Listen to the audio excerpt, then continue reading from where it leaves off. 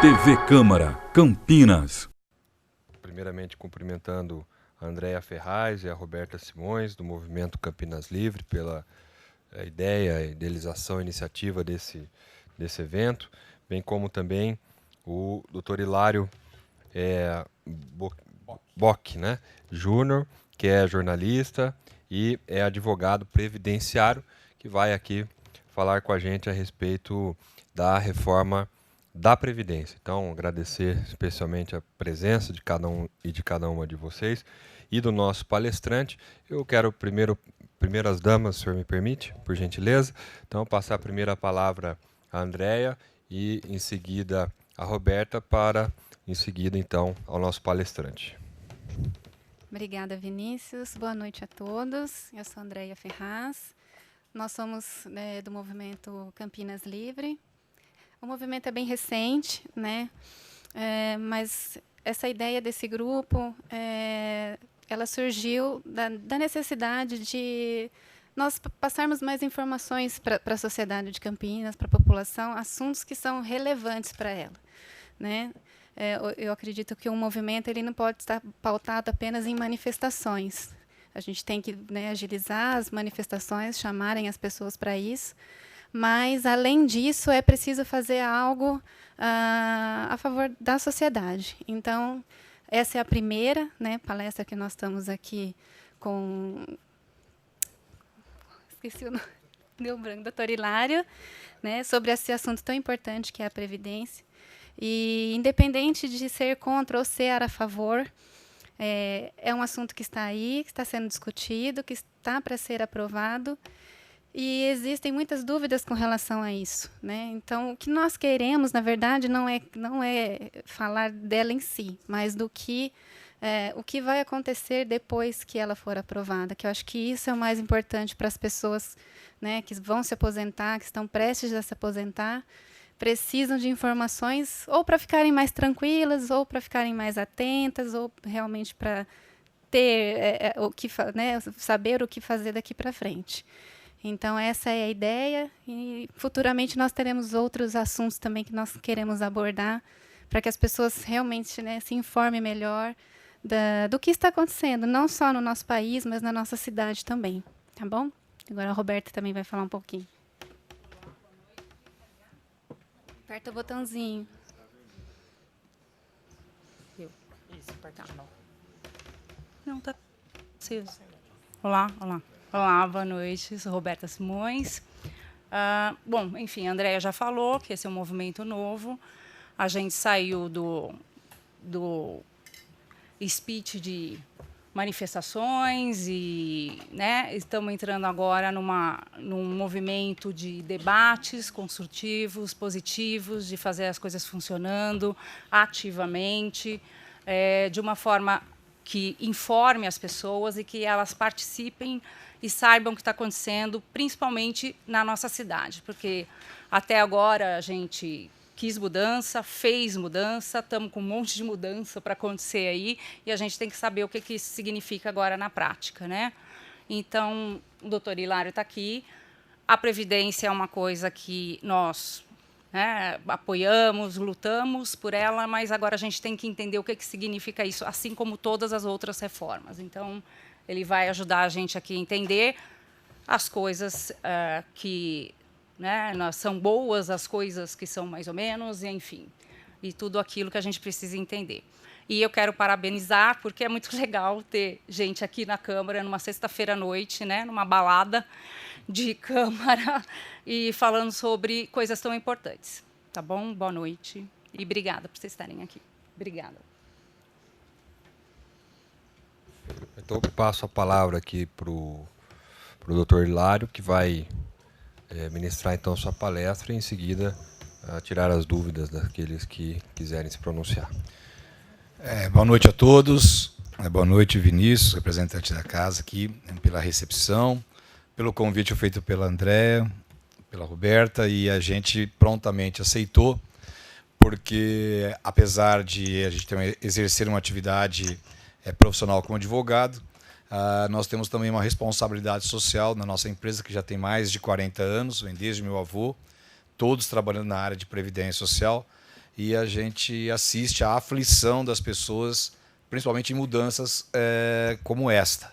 Já tivemos várias mudanças, várias reformas na Previdência Social, e então nós desenvolvemos, a partir daí, um trabalho, uma empresa paralela chamada Aposente Fácil, no qual nós fazemos ações sociais no Nordeste do país, fazemos ações sociais de esclarecimento, de educação previdenciária, em toda a América Latina, inclusive na América Central. Então, nós temos um trabalho muito ativo nessa questão de educação previdenciária, né? Então, com muito prazer que a gente aceita esses convites, até porque o que nos move é justamente essa questão de esclarecer os direitos das pessoas para que elas possam, de fato, exercer os seus direitos, se integrar na sociedade, diminuir desigualdades sociais e buscar o pleno reconhecimento da cidadania.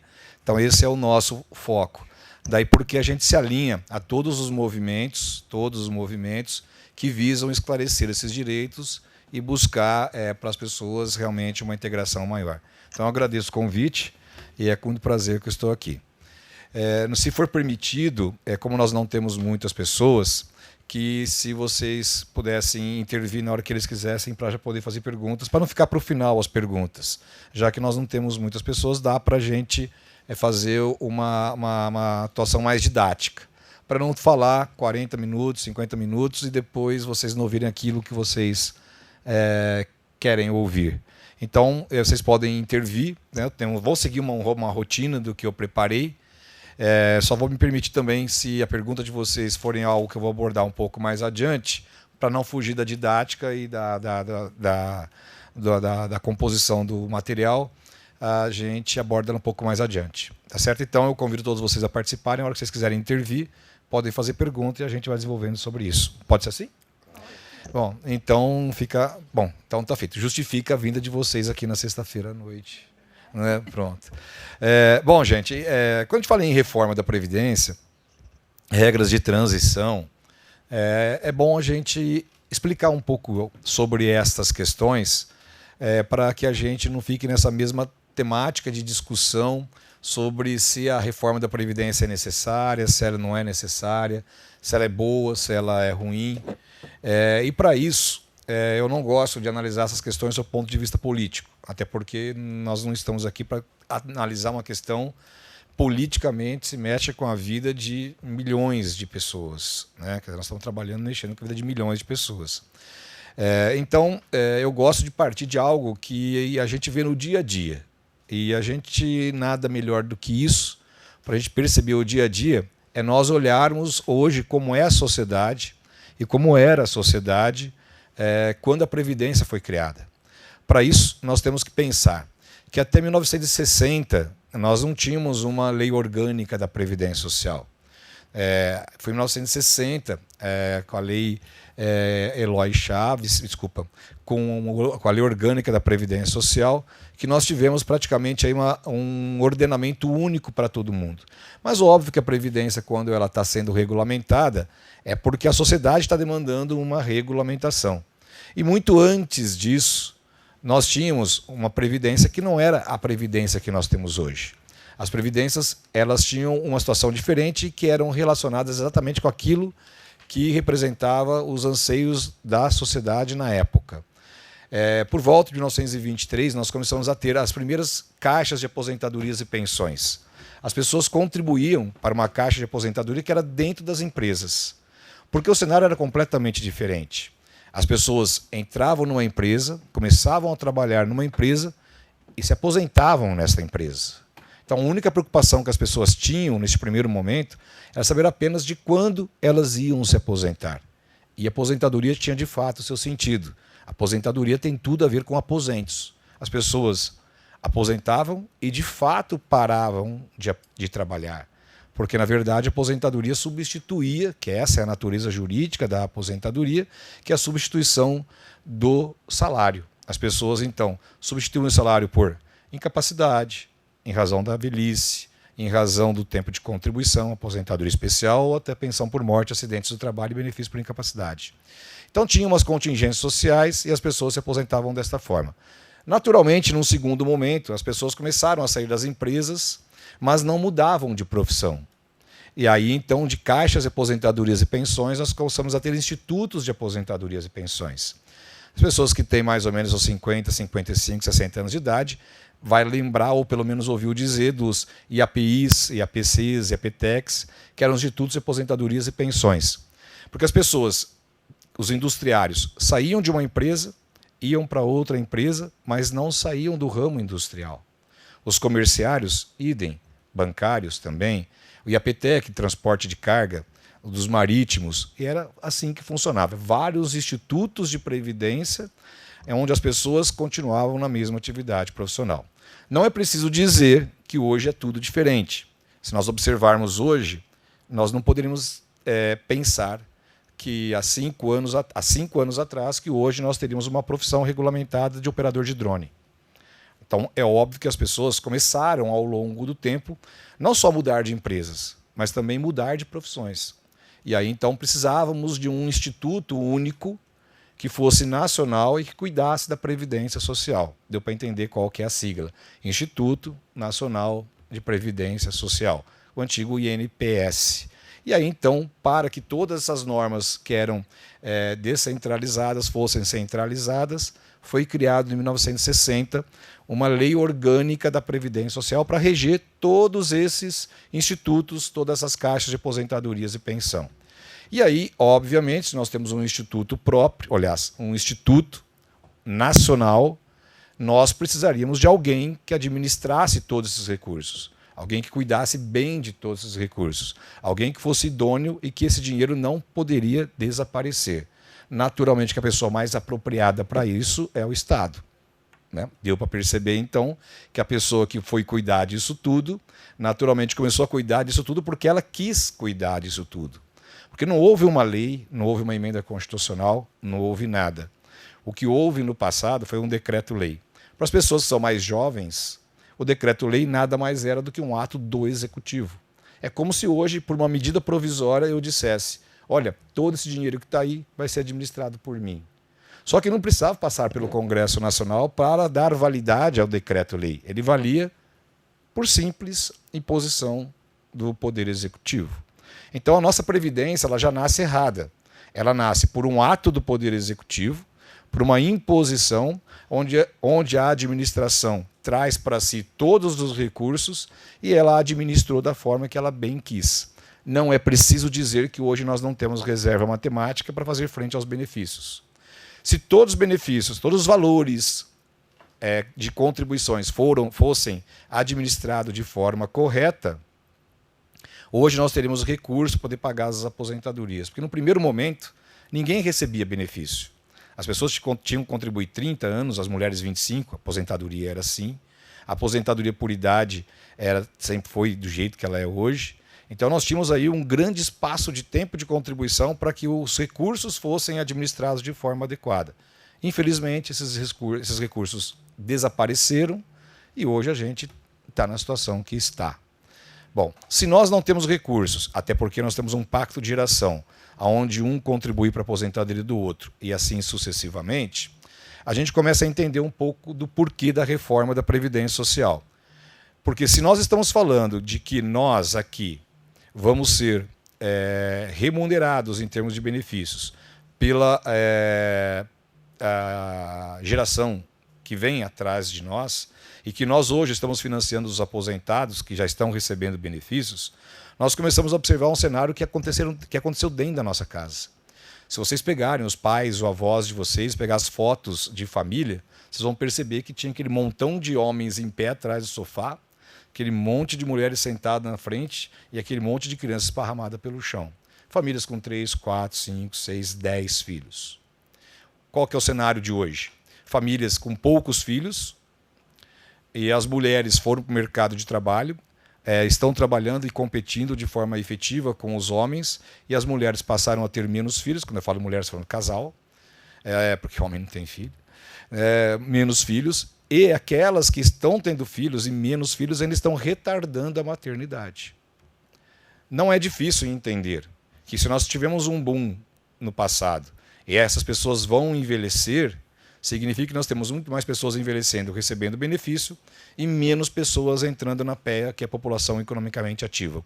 É claro que nós vamos ter um desajuste na Previdência Social. Quando eu falo um desajuste, eu não estou falando quando. Até porque todos os números são questionáveis. Ninguém consegue entrar num conceito e numa estatística real quando se fala em Previdência Social. Mas vamos dizer que realmente a gente vai ter um desequilíbrio. E a partir daí nascem então as reformas da Previdência Social. Então é por isso que a gente está enfrentando essa situação. O que eu quero deixar antecipadamente colocado é que a minha posição quanto à reforma da Previdência, ela é bem cética. Cética por quê? Não porque ela tem que ser feita ou não tem que ser feita. É porque as pessoas estão imaginando que esta reforma que está acontecendo, essa emenda constitucional, ela é o fim da reforma da Previdência quando ela for aprovada no primeiro e segundo turno do Senado. Não, pelo contrário. Se nós olharmos a reforma da Previdência e dividirmos ela em partes, uma parte é mudança da Constituição Federal e duas partes são normas de aplicação imediata de regras de transição. Quase todas as normas, elas dizem, nos termos da lei, quando a lei for publicada, quando a lei passar a regulamentar, o que nós vamos perceber é que depois da reforma da Previdência Social, no âmbito constitucional, nós vamos ter uma atividade legislativa muito grande para regulamentar todas essas normas que estão aí. Então, na verdade, a reforma ela não está terminando no Senado no mês que vem. Ela vai começar. Sem se falar que as partes que estão sendo discutidas ou são mais discutíveis, nós estamos jogando para uma PEC paralela, uma outra emenda constitucional, uma outra proposta de emenda constitucional. E ainda assim já se fala em se colocar outras regras que são aquelas que não foram aceitas na Câmara e no Senado. Então, ou seja, quando a gente fala em reforma da Previdência Social, nós não estamos falando de agora. Nós estamos falando de algo que está acontecendo, vai acontecer e vai acontecer mais ainda. E todas as vezes que a sociedade demandar uma reforma, nós vamos ter outras reformas. Tanto que nós temos dezenas de emendas constitucionais que mexem diretamente com aposentadorias. Então, toda a movimentação que nós estamos tendo é apenas um começo de movimentação. Nós estamos tirando de uma pirâmide de dominó o último dominó. Toda a pirâmide vai se desfazer e toda a pirâmide precisará de regulamentação. Então é uma coisa muito séria que está acontecendo.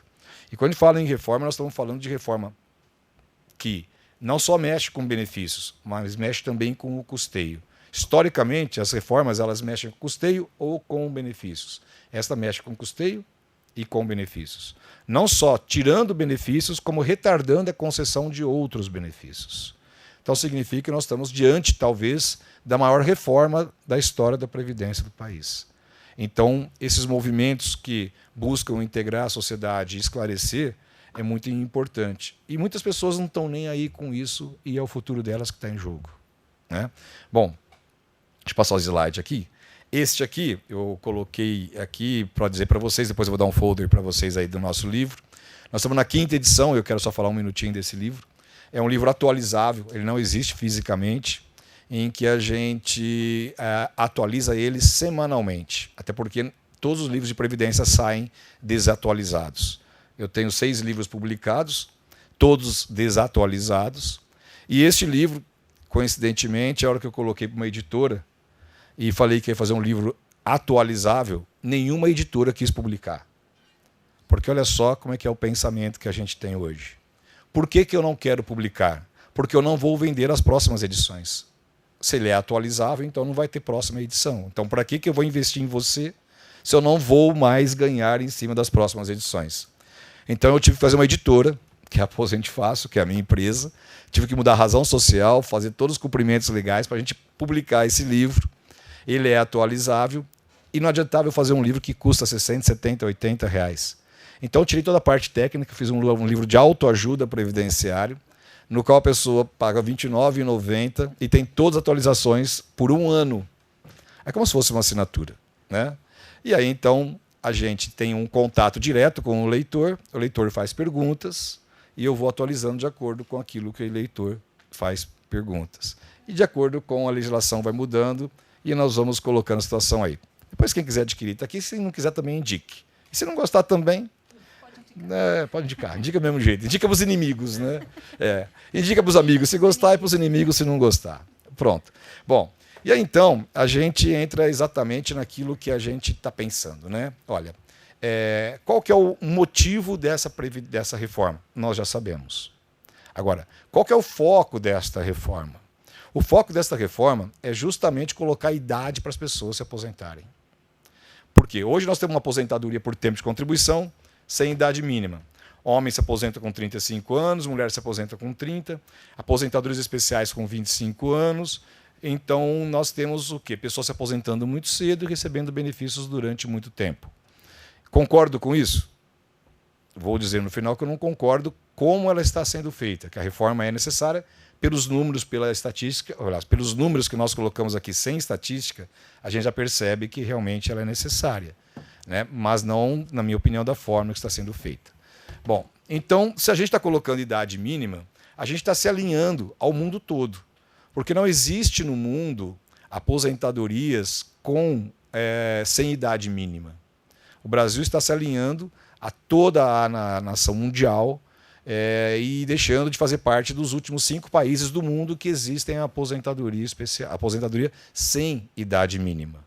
Como, por exemplo, tem no Irã, no Iraque, no Benin, onde sequer as pessoas vivem o suficiente para se aposentar por tempo de contribuição. Né? Então, quer dizer, em países que têm uma legislação sólida, não existe esse tipo de aposentadoria. Porém, eu não concordo com essas regras de transição muito trágicas, que fazem com que pessoas que iriam se aposentar daqui 4, 5 anos terão que trabalhar mais 10, 11, 12. Hoje nós estamos penalizando as pessoas que começaram a trabalhar cedo. Porque as pessoas começaram a trabalhar com 15, 16 anos de idade, porque a Constituição Federal do passado permitiu o trabalho a partir dos 12, depois para os 14, e agora 16, quer dizer, foi aumentando a idade mínima. As pessoas começavam a trabalhar. E hoje um homem tem 35 anos, 36 anos de contribuição, está com 50, 51, 52 anos de idade. Se coloca uma idade mínima do dia para a noite, como é que fica então a aposentadoria desta pessoa? Quer dizer, deveria se tratar de forma diferente essas regras de transição. Até porque estas pessoas perderam a infância, não se qualificaram, perderam toda a situação de se qualificar porque tiveram que trabalhar, e agora ficam sem a aposentadoria porque não se qualificaram e hoje não conseguem competir no mercado de trabalho em razão do passado em que elas viveram de ter que ir para o mercado de trabalho. Lembrando que nós tivemos no meio do caminho um êxodo rural, as pessoas saíram do campo, vieram para a cidade, e aí então as dificuldades aumentaram, e a gente sabe que hoje nós não temos mão de obra qualificada com pessoas que estão na faixa de 50 a 60 anos de idade para competir com esse mundo 4.0, neste mundo 4.0. Então, de fato, nesse afã de resolver um problema previdenciário, fiscal, tributário, nós podemos criar um problema social. E eu não duvido que isso vai acontecer. Bom, e aí então a gente coloca as aposentadorias por idade como uma solução para isto. Homens se aposentam com 65 anos, continuarão se aposentando com 65 anos. Mulheres se aposentam com 60 anos e as mulheres passarão a se aposentar com 62 anos, depois de muita discussão, depois de muito barulho e depois da intervenção do movimento feminista dentro do Congresso Nacional. Senão, seria também a idade maior. Mas não tenham dúvidas de que nós teremos outras reformas depois aumentando a idade de ambos. Até porque hoje a gente já está falando em aumentar, inclusive, a idade da aposentadoria compulsória, como nós tivemos um aumento significativo há pouco tempo, de 70 para 75. Quando os interesses são de algumas pessoas para continuarem trabalhando, às vezes você consegue aumentar as idades ou conseguir os interesses de forma mais fáceis, né? Na mudança de idade mínima para mais, para preservar alguns cargos em algumas atividades profissionais, se mudou muito facilmente, né? Não houve toda essa discussão. Mas que a gente percebe que as mulheres vão se aposentar com 62 e isso vai ser paulatinamente nos próximos anos. Mulheres vão se aposentar com 60 anos e meio no ano de 2020, 61 anos no ano de 2021, 61 anos e meio no ano de 2022 e em 2023, 62 e continua assim. E aí então, e um detalhe. Tem que ter pelo menos 15 anos de contribuição, que é a carência. E isso ficou mantido. Mas olha só qual que é a mudança significativa e já começa a mudar. Para o homem que entrar no mercado de trabalho, depois da mudança da reforma da Previdência Social, não vai ser 15, vai ser 20 anos. De 15 para 20 significa praticamente um quarto de aumento, 25%. De 15 para 20, se nós pegarmos o número isolado, de 15 para 20, é 33,3% a mais de tempo de contribuição. Isso significa que, se hoje é dia 20 de setembro e a reforma pode ser aprovada na primeira quinzena de outubro, entre o dia 4 e o dia 10, que são as ideias, são as contas que foram feitas. Mas vamos admitir que ela seja aprovada depois do dia 10. Significa o seguinte, que o homem que não pagar a Previdência Social no dia 1º ao dia 10, ele vai simplesmente ter que pagar 20 e não 15 anos de contribuição. Ou seja, as pessoas têm menos de 20 dias para ganhar 5 anos de aposentadoria, considerando de hoje até a data que a reforma for aprovada.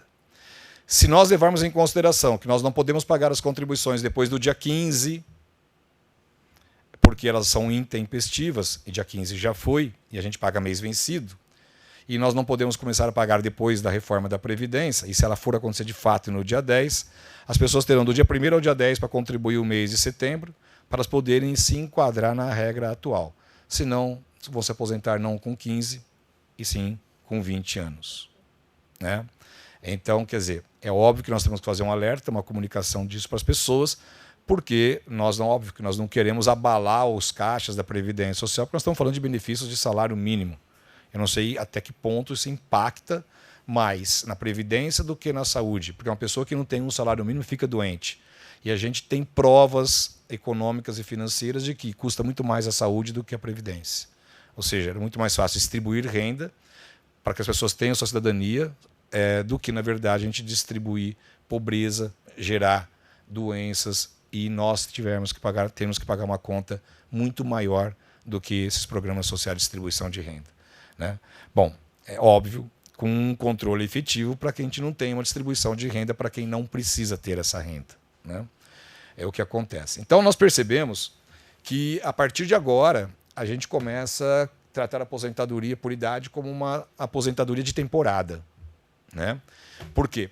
Todas as pessoas que nascerem no segundo semestre vão se aposentar só no segundo semestre do ano seguinte. Porque, olha só, se eu nasci no dia 2 de julho e vou completar 60 anos no dia 2 de julho, eu vou completar 60 anos e meio só no ano seguinte, quando eu vou ter meio ano a mais. Então significa que nos meses de janeiro a julho de 2020, ninguém aposenta. Nos meses de janeiro e julho de 2021, ninguém aposenta, mulheres. 2022, 2023, 2024. Ou seja, só aí vai se deixar de pagar 6 meses de benefício para todas as mulheres que completariam 60 anos e meio, 61 e 62 nos anos subsequentes. Né?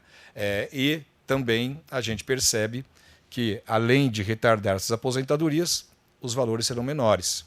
Hoje, uma pessoa se aposenta com uma fórmula de cálculo. A hora que ela passar do dia 31 de dezembro de 1999 para o dia 1º de janeiro de 2020, a aposentadoria ela vai significar 60% de tudo que ela tinha no ano anterior. Ou seja, as regras de aposentadoria passam a ser diferentes. Então, não só vai retardar a aposentadoria, como vai diminuir o valor dos benefícios. Jogando praticamente as pessoas que se aposentam com 1.200, 1.300, 1.400 para o salário mínimo. Ou seja, se nós pensarmos que o salário mínimo é R$1.000 e nós temos 1.200, 1.300, 1.400, nós estamos simplesmente tirando 20%, 30%, 40% do poder de compra das pessoas que contribuíram durante a vida inteira para ter um benefício maior. E vão ter um benefício pelo mínimo. Então, esta forma de cálculo, nós vamos voltar a falar nela. Mas o que nós percebemos é que na aposentadoria por idade, especificamente na regra de acesso, a gente vai ter uma mudança significativa e, de fato, nós vamos fazer com que aquelas pessoas que precisam dos benefícios realmente passem necessidade. Bom, quanto à fórmula de cálculo, eu falei que ela iria reduzir, ela é justamente essa equação. Hoje, nós sabemos que nós podemos excluir 20% das menores contribuições do cálculo. Funciona mais ou menos assim. Quando a gente começa uma carreira profissional, nós, obviamente, começamos recebendo bem menos do que nós recebemos quando nós estamos no ápice dessa carreira profissional. Então, a idealização é de que nós pudéssemos descontar da média das contribuições 20% dessas menores contribuições, que, na maioria das vezes, são as primeiras contribuições. Mas nem sempre, porque a pessoa pode ter ficado doente e contribuiu menos, pode ter ficado desempregada e contribuiu menos, por algum problema financeiro familiar ou por um problema de crise, que nós passamos por várias crises. A pessoa produziu menos, então ela contribuiu menos. Então, nós temos que pensar que essa pessoa tem que ser protegida, já que nós estamos falando do INSS, que é um seguro social. Bom, por isso se exclui 20% das menores contribuições. A partir da aprovação da reforma da Previdência, nós não poderemos mais excluir 20% das menores contribuições. Ou seja, todas as contribuições entrarão no cálculo da aposentadoria. Todas as contribuições desde julho de 94, que é o Plano Real.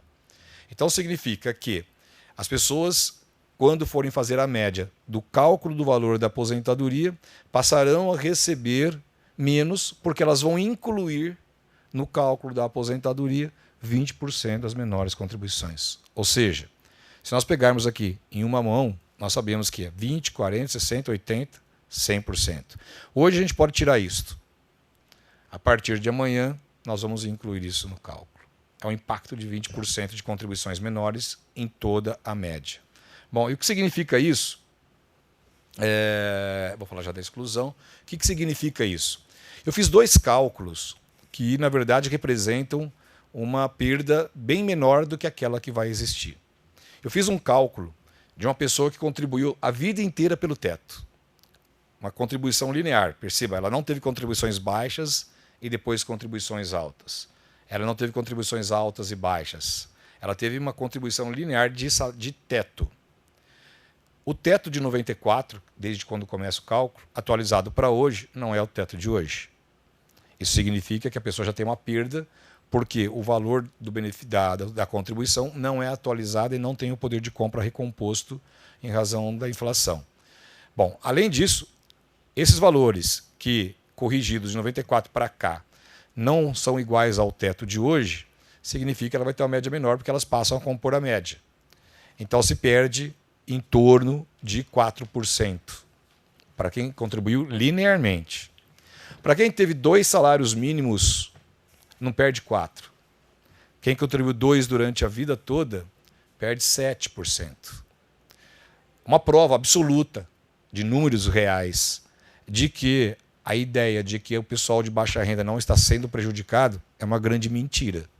Porque não dá para você discutir números, eu não estou falando de números atuariais que levam em consideração variação da taxa de natalidade ou expectativa de vida. Eu estou falando de números em média. Salário mínimo de 94, 2 salários mínimos de 94, 2 salários mínimos de 95, 96, até hoje, nós temos uma perda de 7%. Quando se fala de 7%, parece um número pequeno, não tem nem 2 casas. Mas se nós pegarmos 7% durante um ano todo, com o 13º, nós estamos falando de um acúmulo de 91% no final do ano. Significa que as pessoas, durante um ano, terão um mês a menos de aposentadoria. É como se tirasse o 13º da pessoa, sendo que ela é obrigada a pagar sobre o 13º a contribuição previdenciária. Ou seja, tem o custeio, mas não tem o benefício. Quando a gente fala da pessoa que contribuiu pelo teto linearmente, ela não perde 7, ela perde 4. Ou seja, ela perde meio mês por ano. Ou seja, aquele que ganha 2 salários mínimos perde um mês por ano e aquele que ganha o teto perde meio mês. Agora, se nós pensarmos numa variação de pessoas que começaram a receber menos e depois passaram a contribuir mais, esse impacto é muito maior, porque nós teremos contribuições menores dentro de médias de contribuições maiores, e não linearmente, como nós fizemos os cálculos. Aí, dependendo de cada profissional, da vida de cada um contributiva, nós podemos ter valores muito maiores de perdas do que esses 4% ou 7%, que são apenas lineares. 7 ou 4% você está comparando com a inflação? Qual que é a sua base? Tá. Não comparei com a inflação. Estou comparando um benefício concedido com as regras antes da reforma e depois da reforma, usando os mesmos índices de reajuste para cálculos anteriores e o mesmo índice de reajuste posteriores. Vou dar um exemplo. Você contribuiu a vida inteira sobre 2 salários mínimos, linearmente. Você ganhou 2 salários mínimos desde julho de 94 até hoje. Então, peguei salários mínimos de mês a mês e atualizei para hoje, de acordo com o índice de reajuste das contribuições que vão definir o valor da aposentadoria. Num cálculo, eu tirei 20% das menores contribuições. No outro cálculo, deixei todas elas. Na verdade, então, elas foram corrigidas pelo mesmo índice. Você está comparando 100 com 80. Exatamente. Eu estou comparando com exclusão e sem exclusão. Só nisso já tem uma perda significativa. Quando nós pensamos que os percentuais de benefícios serão menores, essa perda vai ser muito maior. E se nós pensarmos que as pessoas não têm uma remuneração linear, ela é crescente, e às vezes até decrescente, porque quando vai chegando perto da aposentadoria pode perder o emprego e ter contribuições menores que a pessoa poderia excluir. Quantas pessoas eu conversei e que a orientação que se dava era: olha, você pode manter contribuição por salário mínimo, porque essas contribuições não entrarão no cálculo, você pode excluir 20% das menores. Do dia para a noite, todo o planejamento que você fez vai por água abaixo. Ou seja, aquelas contribuições que você planejou, porque a lei permitia que você fizesse a exclusão de 20%, no dia seguinte fala, você não vai poder mais. É como se eu dissesse para você, amigão, vai para o Alasca, mas está quente lá. Aí você vai sem roupa de frio.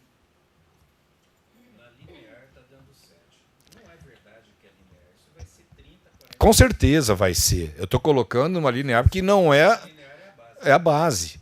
A linear é a base. Quer dizer, a gente consegue provar matematicamente, usando os índices de correção oficiais, para os 2 cálculos, que sem fazer uma variação de salário, né, você tem hora extra, tem adicional noturno, tem salubridade, periculosidade, num período tem, no outro você não tem. Quer dizer, a hora que você pegar os valores reais da pessoa, da vida dela, você vai perceber que essa perda é muito maior. 7 é o mínimo de perda que ela vai ter. E quem pagou o teto, 4%, é o mínimo que vai ter se manteve liminarmente essa situação. O que a gente sabe que não aconteceu. Aqueles que foram orientados a pagar 30 anos no teto, pagar os últimos 5 no mínimo, vão ser prejudicados. Eu dei essa orientação. Quantas vezes as pessoas chegaram no meu escritório e falaram assim, eu não tenho condições de pagar. E eu peguei e falei assim, reduza as contribuições porque elas não entrarão no cálculo da sua aposentadoria. Esse é o comportamento normal de qualquer planejador de aposentadoria. Você pode pegar este dinheiro e investir em outra coisa. Só que do dia para a noite, você muda a previsão legal e você coloca todas aquelas pessoas que estavam planejando dentro daquelas pessoas que são aquelas que não são míopes sociais, são aquelas pessoas que estão de fato planejando e vão ter uma perda significativa na aposentadoria, simplesmente tirando aquilo que, na verdade, deveria ter sido colocado. É como se você fosse enganado. Como não, né? Está sendo enganado. Né? Bom, tanto que nós corremos, avisamos todos os nossos clientes para dizer para eles, você vai ter que refazer os planos. Falo, mas Hilário, amigo, a gente fez de acordo com a legislação vigente. Quem imaginava que ia ter uma lei dessa? Né? Bom, por outro lado, né, tem esse parágrafo, artigo 26, parágrafo 6º, que ele permite a exclusão de algumas contribuições. Mas ele também é um engodo. Em algumas situações ele pode funcionar, porque funciona da seguinte forma. Se você precisa de 35 anos para se aposentar, o homem, você só pode começar a excluir contribuições quando ultrapassar os 35. Então você pode excluir o 36º ano, o 37º, o 38º. Por quê? A segunda parte fala, desde que seja mantido o tempo mínimo de contribuição exigido. Ou seja, quem vai contribuir mais de 35 anos nesse país para esperar mais para poder excluir contribuição? Não vai. Sim, essa pessoa... Tá. Na aposentadoria por idade, isso pode acontecer. Pessoas que vão se aposentar por idade e que têm 20, 25 anos de contribuição. A lei exige 15. Então, no universo de 25, ela pode excluir 10. Mas pense que, pela nova regra, cada ano de contribuição acima dos 15 vale 2%. Então ela vai ter que fazer um cálculo. Eu quero ganhar 2% a mais ou quero excluir esse tempo? Ou seja, vai ter que fazer cálculo. E aquilo que seria um benefício social, a pessoa não consegue fazer um benefício social sem a ajuda de um profissional. Como deveria ser uma previdência?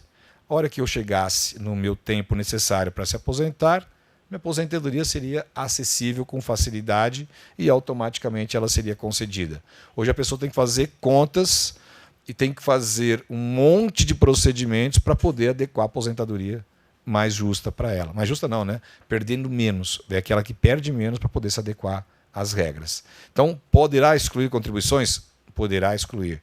Mas somente mantida aquela situação mínima de benefícios, né? Então, praticamente, a gente não tem situação. Bom,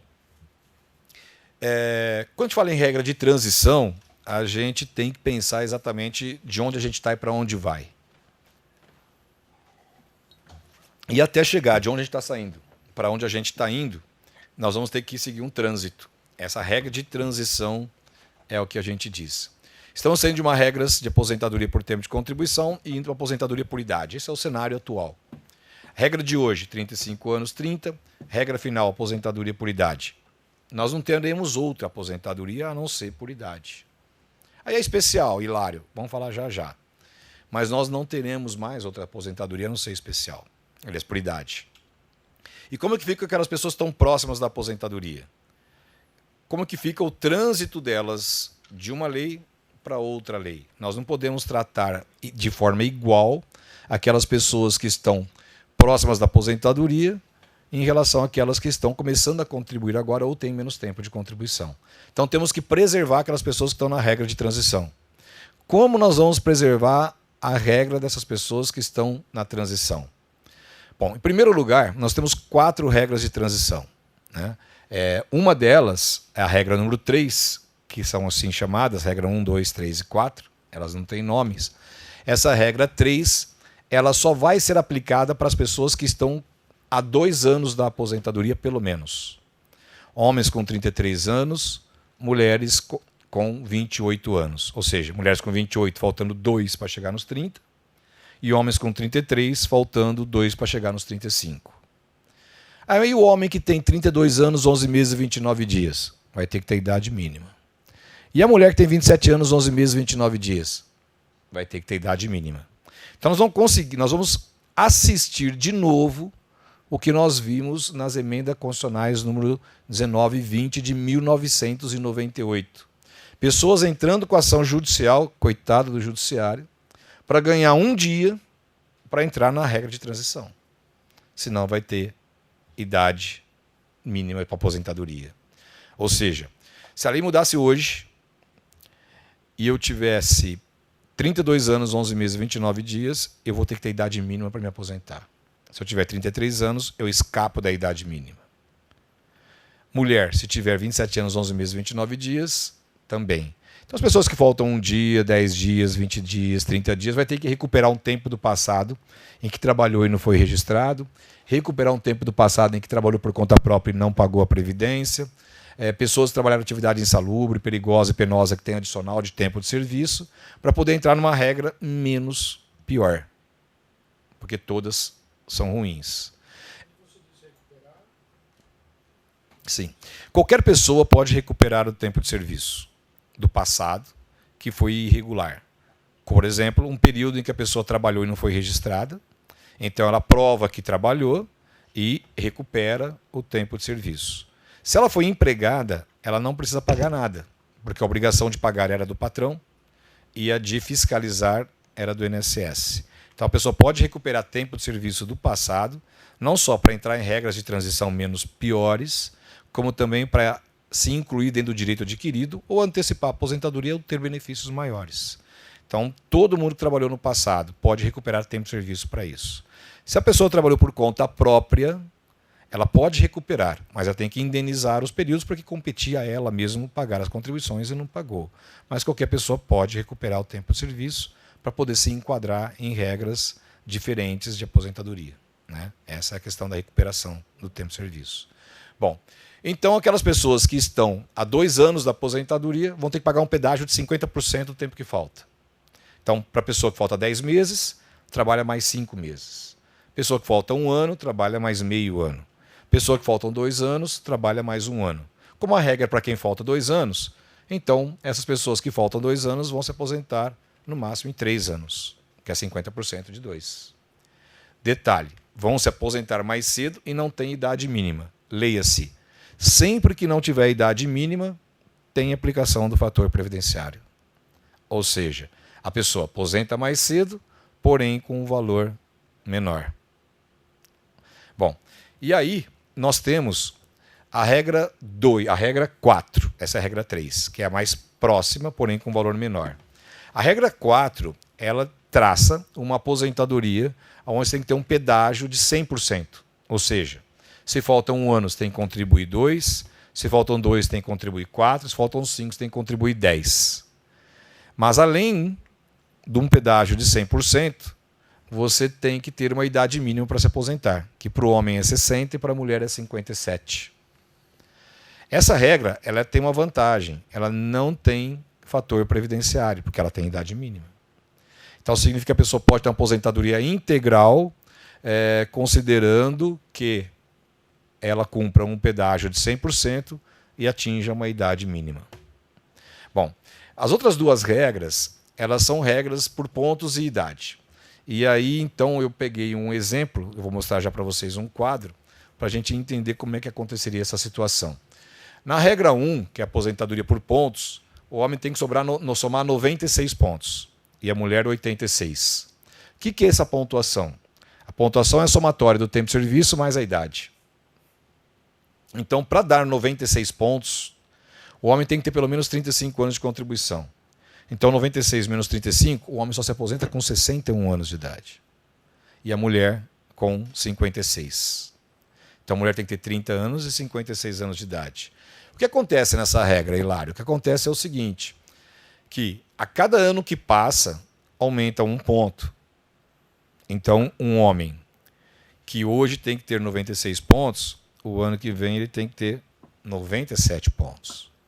No outro ano, 98 pontos. No outro ano, 99 e vai até 105. As mulheres têm que ter 86 pontos esse ano, vai aumentando um a um até chegar nos 100. Significa o quê?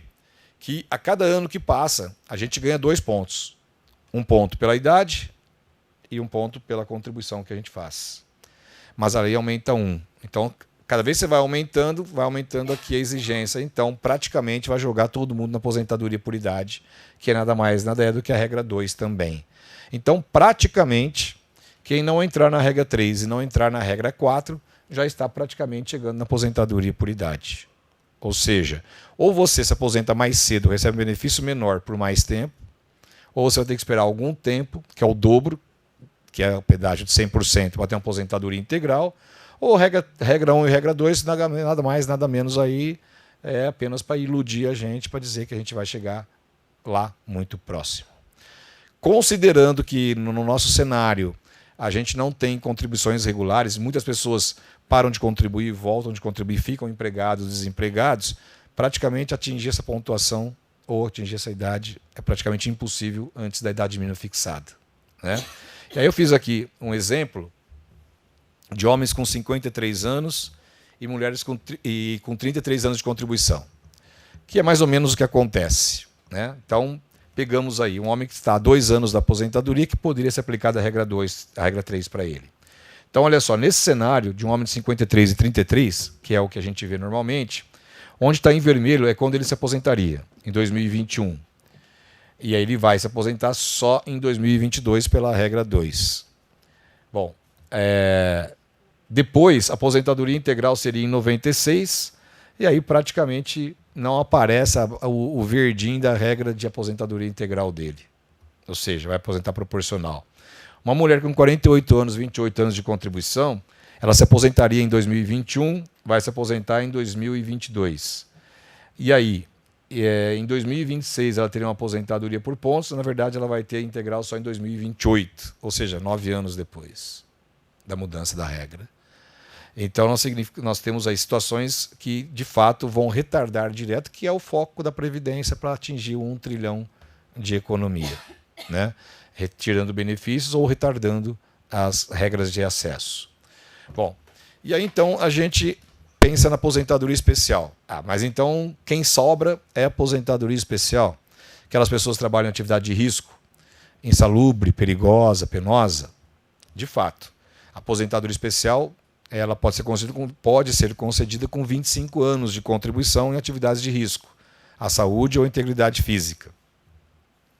Detalhe, por que as pessoas se aposentam com 25 anos? Para que elas não continuem colocando em risco a saúde e a integridade física. Porque se elas continuarem colocando em risco a saúde e a integridade física depois de 25 anos, elas podem ficar doentes. E aí elas têm que se aposentar mais cedo e sair do ambiente que coloca em risco a saúde. Só que, pela regra nova, essas pessoas que se aposentam com 25 anos de contribuição terão que ter 61 anos de idade. Ou seja, uma enfermeira que começou a trabalhar com 20 anos de idade e se aposentaria com 45, ela vai se aposentar só com 61. Dos 45 aos 61, ela vai continuar expondo em risco a saúde dela. Um metalúrgico, um soldador, ou uma pessoa que trabalha com ruído, com agentes químicos, biológicos, vai ter que trabalhar até os 61 anos para se aposentar. Considerando que a idade de aposentadoria da mulher é 62 e do homem é 65, praticamente nós estamos dizendo o seguinte, amigão, acabou a aposentadoria especial. Né?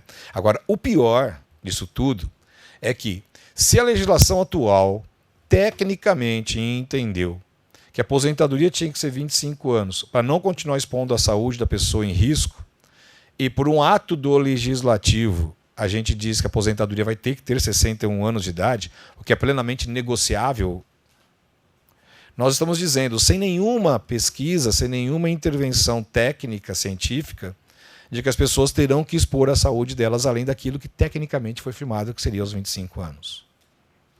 Ou seja, espere, doenças ocupacionais, um custo enorme para empresas, porque empresas serão demandadas na justiça porque estão colocando em risco a saúde do trabalhador, por uma economia que a gente não está, de fato, fazendo as contas, levando em consideração os aspectos técnicos científicos. Ou seja, colocando uma idade para economizar, não concedendo benefícios para aquelas pessoas que exercem atividade de risco.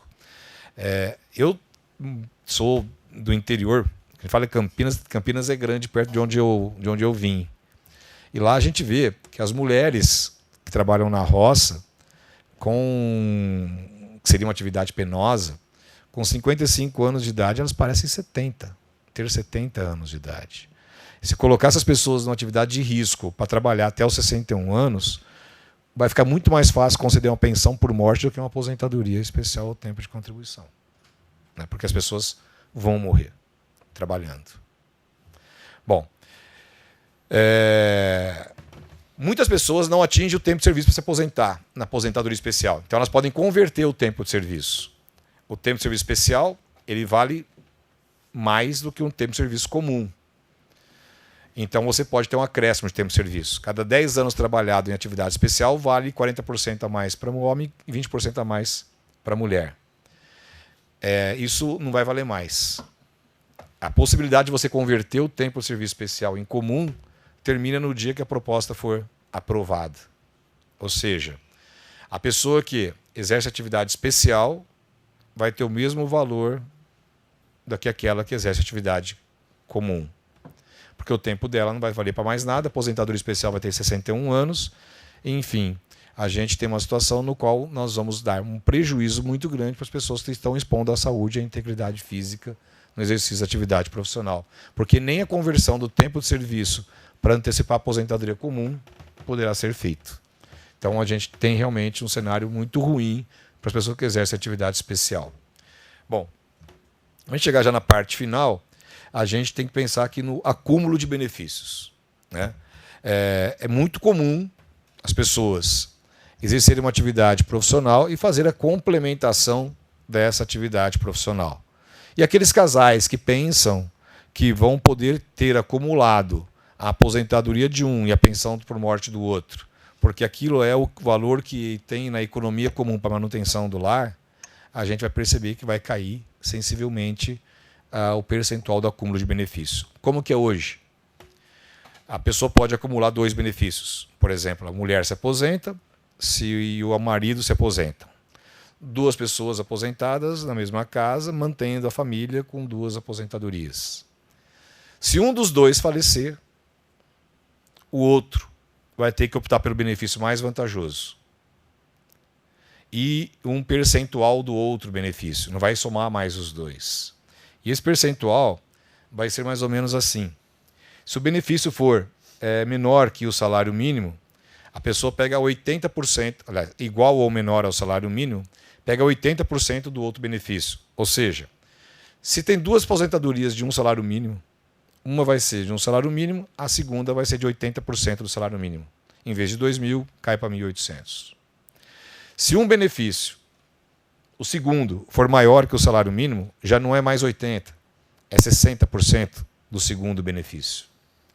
Se for de 3 a 4, é 20%. E se for mais de 4, é 10%. Isso significa que nós vamos ter uma perda do poder de compra significativo. Sem se falar que a pensão por morte tem regras diferentes de concessão. Hoje a pensão por morte é 100% do valor da aposentadoria. A partir da mudança da lei, a pensão por morte vai ser 60% do valor da aposentadoria. E ainda assim, não vai poder acumular, porque a pessoa vai pegar 80%, 60%, 40%, 20% ou 10% dos 60%. Não é 80%, 60%, 40%, 20% ou 10% de 100%. É 80%, 60%, 40%, 20% ou 10% de 60%.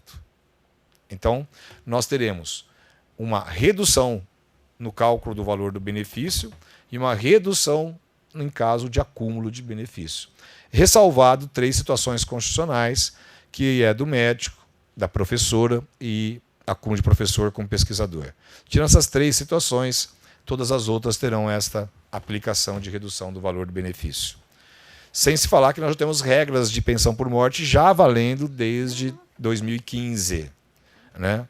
Que tem que provar que tem uma união estável há pelo menos 2 anos, ou o casamento há 2 anos, o segurado tem que estar contribuindo pelo menos 1 ano e meio, e a pensão não é mais vitalícia para quem tem menos de 44 anos de idade. Ou seja, se a minha esposa, minha companheira falecer hoje, e eu tiver menos de 44 anos de idade, eu vou receber benefício durante algum tempo, que vai variar de 3 meses a 20 anos, e depois ele simplesmente acaba. Só vai ser vitalício para o cônjuge ou companheiro que sobreviver da relação se tiver mais de 44 anos de idade.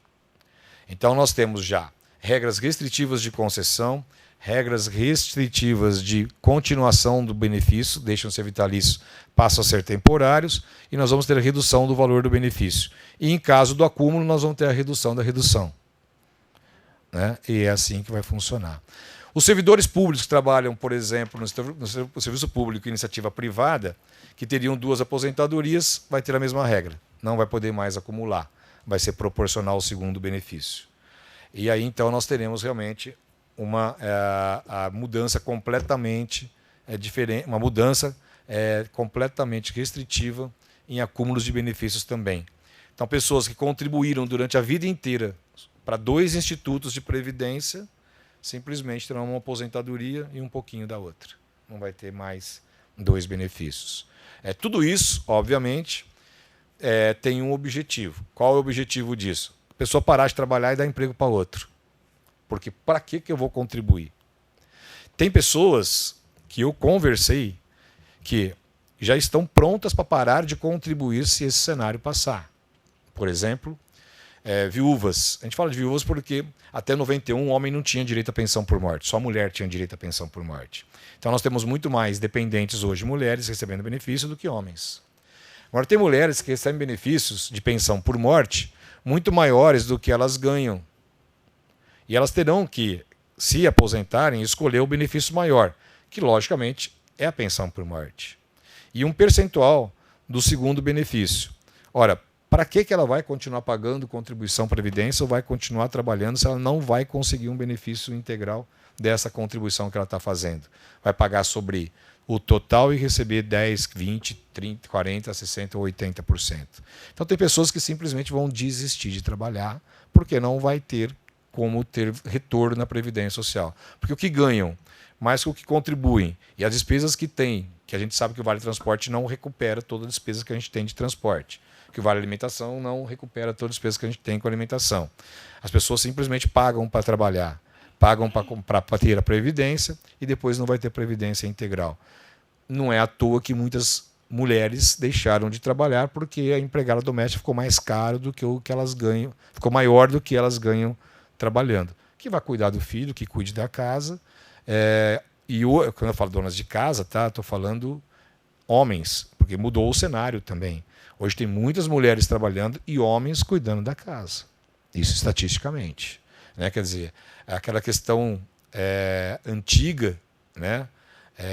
De cabeça do casal ser o homem, isso é coisa do passado. Né? Mudou em 1988 com a Constituição Federal, quando equiparou os direitos trabalhistas e previdenciários de homens e mulheres.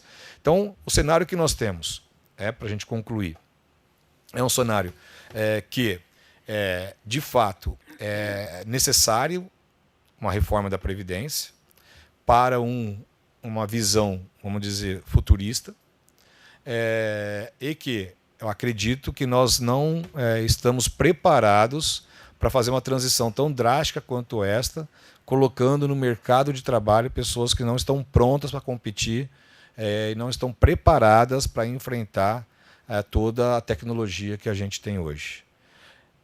A gente via no passado que muitas pessoas iriam exercer outras atividades, mas hoje está tudo relacionado com a tecnologia da informação. Você vai no restaurante, tem o tablet, você vai vender um seguro, você tem que ter acesso à internet. Muitas pessoas antes iam vender seguro porque era um trabalho que demandava uma negociação e as pessoas que perdiam o emprego tinham uma experiência maior de conversa, de negociação, mas hoje precisa de tecnologia. O trabalho remoto está cada vez mais efetivo e a gente percebe claramente que as pessoas não estão preparadas para isso. Muitos ainda mal sabem ler. E a gente realmente vai ter problemas. Não é o que a gente vive, mas é o que eu vejo todos os dias. Nós teremos problemas. Obrigado. Boa. Olha, contra a complementação de previdência, nós estávamos até conversando ali fora sobre isso. Eu sou muito cético quanto a isso. Porque a pessoa que não paga o INSS, ela não consegue pagar uma previdência privada. Quando não consegue pagar, ela vai pagar 50, 100, 150. Eu costumo dizer, vai tomar cerveja. Porque não vai resolver o seu problema na previdência privada. E aí eu faço um cálculo, eu gostaria de fazer esse cálculo para mostrar para vocês, da importância da gente responder para as pessoas no dia seguinte da aprovação da reforma da Previdência, de que, apesar de tudo, ainda vale a pena pagar a Previdência. Apesar de tudo. E eu faço esse cálculo muito simples. Hoje, quase todo mundo que está desempregado está empreendendo. E empreende como MEI, microempreendedor individual. A maioria. Essa contribuição do MEI ela é de 5% do salário mínimo. Não concordo com tudo isso, porque nós estamos nivelando por baixo. Né? Mas olha só. Se a gente pega um salário mínimo de R$1.000 e nós colocamos aqui 5%, nós estamos falando de uma contribuição de R$50. É o que acontece com o MEI. Aí essa pessoa, para aposentar por idade, pega um homem que nunca trabalhou na vida, tem 50 anos, vai se aposentar com 65, com 15 anos de contribuição. Então, se ele paga R$50 por mês, ele vai multiplicar isso por 15 anos, multiplicado por 12 meses. Essa pessoa vai pagar, ao longo de 15 anos, sem capitalizar, sem atualizar, R$9.000 para receber R$1.000 por mês. Nos primeiros 9 meses de aposentadoria, a pessoa recupera todo o investimento que ela fez. Eu pago do bolso se alguém me mostrar uma previdência privada que faz isso.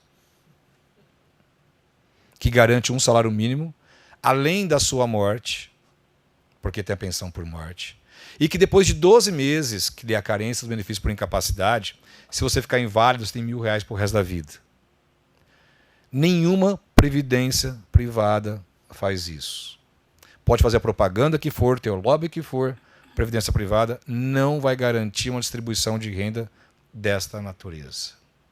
Se nós pensarmos no extremo de um autônomo que tem que pagar 20%, que nós temos contribuição de 11%, pagar 20%, R$1.000, que é a nossa base de salário mínimo, multiplicado por 20%, nós vamos encontrar R$200 por mês de contribuição. Multiplicado por 15 anos, multiplicado por 12 meses, nós temos um investimento de 36 meses. 36 mil. Não precisa dizer que 36 mil dividido por 1.000 vai dar 36 meses e que em menos de 3 anos, porque tem um 13º, a gente recupera um investimento. Isso sem se falar do salário maternidade, do auxílio-doença, uma aposentadoria por invalidez, uma pensão por morte depois do cumprimento de carência de 12 meses. Ou seja, não tem nenhuma previdência privada que te garanta o salário mínimo e com tão pouco investimento que você tenha uma renda dessa natureza no futuro. Ou seja, para pensar em previdência privada, você tem que estar com a sua vida de previdência pública em ordem. E a maioria, não sei dos percentuais, não está e não confia. Pode não confiar, mas que a saída é. Está matematicamente demonstrado. Uma economia vibrante, ou pelo menos uma perspectiva de economia vibrante, você não acha que o nível de inclusão de emprego, de contribuição, apesar de ter taxas menos favoráveis do que como era antes, não balanceia um pouco melhor o fato de que muita gente vai perder no futuro? Olha, eu acreditaria. Quer dizer, quero acreditar. Acho que todo mundo quer acreditar que essa reforma, o preço que nós estamos pagando é para melhorar. Né? A gente não pode pensar em pagar esse preço todo para ficar do jeito que está. Então, todos nós estamos apostando em melhoria. Acho que não tem nenhum brasileiro que não está pensando em melhorar. Né? Quer dizer, mas, pelo histórico que a gente tem, a gente não pode afirmar que isso vai acontecer. Muitos economistas dizem isso, que com essa confiança que a gente está mostrando para o investidor, que ele vai investir mais no mercado, que ele vai passar a capitalizar mais, e isso vai gerar emprego e vai gerar renda, certamente que nós teremos toda a situação. Mas olha, nós temos 13 milhões de pessoas desempregadas que estavam empregadas no momento de ápice da economia. Se nós empregarmos esses 13 milhões, nós estamos simplesmente dizendo que a gente empatou numa situação em que a gente já tinha uma economia informal e subempregos. Então, se nós pensarmos que esses 13 milhões são pessoas que estavam empregadas formalmente e ficaram desempregadas, e quando nós começarmos a computar aquelas pessoas que não estavam empregadas e não estão nessa estatística, nós não estamos falando de 13 milhões, estamos falando de 40, 50 milhões de pessoas. E por mais emprego que se gere, nós certamente não vamos atingir esse número. Certo? Mas, porém, o que a gente percebe pela quantidade de pessoas que passaram a ser microempreendedores individuais, as pessoas foram se virar. A gente sabe que existe algumas, se a gente pegar exemplos específicos dos dois lados, nós vamos verificar que existe uma disparidade muito grande. Quer dizer, quem não conhece aqui um aposentado por invalidez que está trabalhando escondido? E quem não conhece aqui um inválido que não consegue se aposentar por invalidez? Quer dizer, nós temos os dois lados. Nós não podemos fechar os olhos do lado da Previdência, que busca nessas operações pente fino identificar as pessoas que estão recebendo indevidamente, mas também a gente não pode nos cegar à situação de pessoas que estão tentando se aposentar, estão totalmente incapacitadas. A gente conhece pessoas e elas também não conseguem. Né? Então, se a gente for pegar todas essas situações pontuais, a gente vai encontrar sempre os dois lados. Quero acreditar como você, que está embutido na sua pergunta, a sensação de que as coisas vão melhorar. Espero. Pelo menos que quando melhora, fica bom, inclusive, a previdência, e quando piora, fica ruim. A 100% de zero deve ser pior do que 80%. Sim, não tenho dúvida. Então, acho que o ciclo econômico só não necessariamente vai melhorar. Se a gente chegou no onde nós estamos, é que a gente sabe que vai melhorar, porque pior que está, não pode ficar.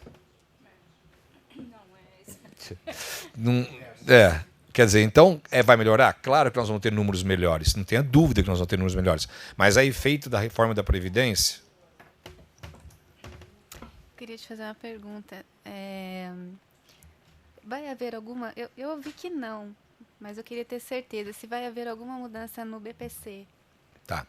O BPC, o benefício de prestação continuada, né, da LOAS, da Lei Orgânica da Assistência Social, ele, apesar de ter iniciado a reforma desde fevereiro, com restrições fortíssimas, que era redução para R$400, salário mínimo a partir só de 70 anos, mudanças da forma de apuração da renda familiar, jogando ali, constitucionalizando 1/4 do salário mínimo, tudo isso foi excluído da reforma da Previdência Social aos poucos.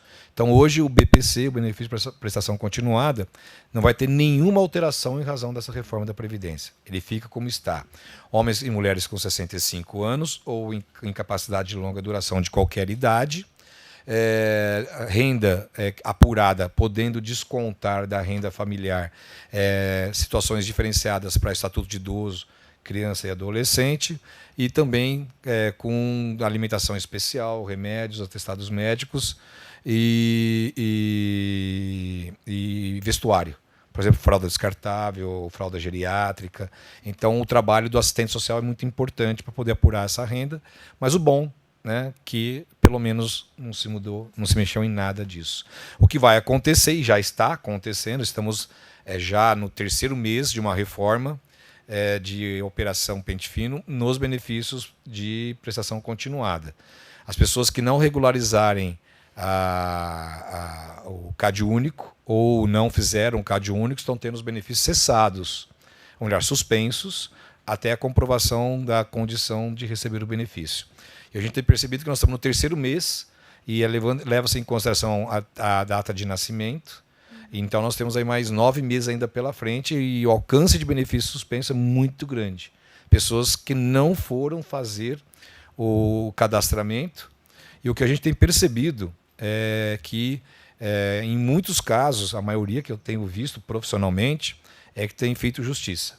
Muitas pessoas que não necessitam do benefício estão recebendo, né? O que vai poder, obviamente, com essa economia, estender o benefício para as famílias que realmente precisam. No caso do auxílio acidente, o benefício. Tá. Bom, o auxílio acidente, vamos pegar a linha de benefícios por incapacidade. Nós temos 3 tipos de benefício: auxílio doença, aposentadoria por invalidez e o auxílio acidente. O auxílio doença, a pessoa recebe enquanto está afastada e vai voltar, tem a perspectiva de retorno ao trabalho. Então, ela recebe 91% da média salarial, que vai cair para 60%. E mais 2% por ano completo, que é estendido a partir dos 15. A aposentadoria por invalidez vai ser proporcional e vai ser integral só para acidente do trabalho e doenças graves. O auxílio acidente é aquele benefício que você pode receber e voltar ao trabalho, porque ele trata de uma incapacidade parcial e permanente. Se você tem uma incapacidade parcial e permanente, significa que você tem uma capacidade residual para trabalhar. Então você recebe 50% do que seria aposentadoria por invalidez e volta ao trabalho. Então você pode acumular o seu salário com o auxílio acidente. Não tem alteração nenhuma nisso, porque o auxílio acidente é pago como indenização pela limitação que você tem. Vou só complementar a sua pergunta. Então, quer dizer, não tem problema, não vai ter restrição contra a continuidade. Por quê?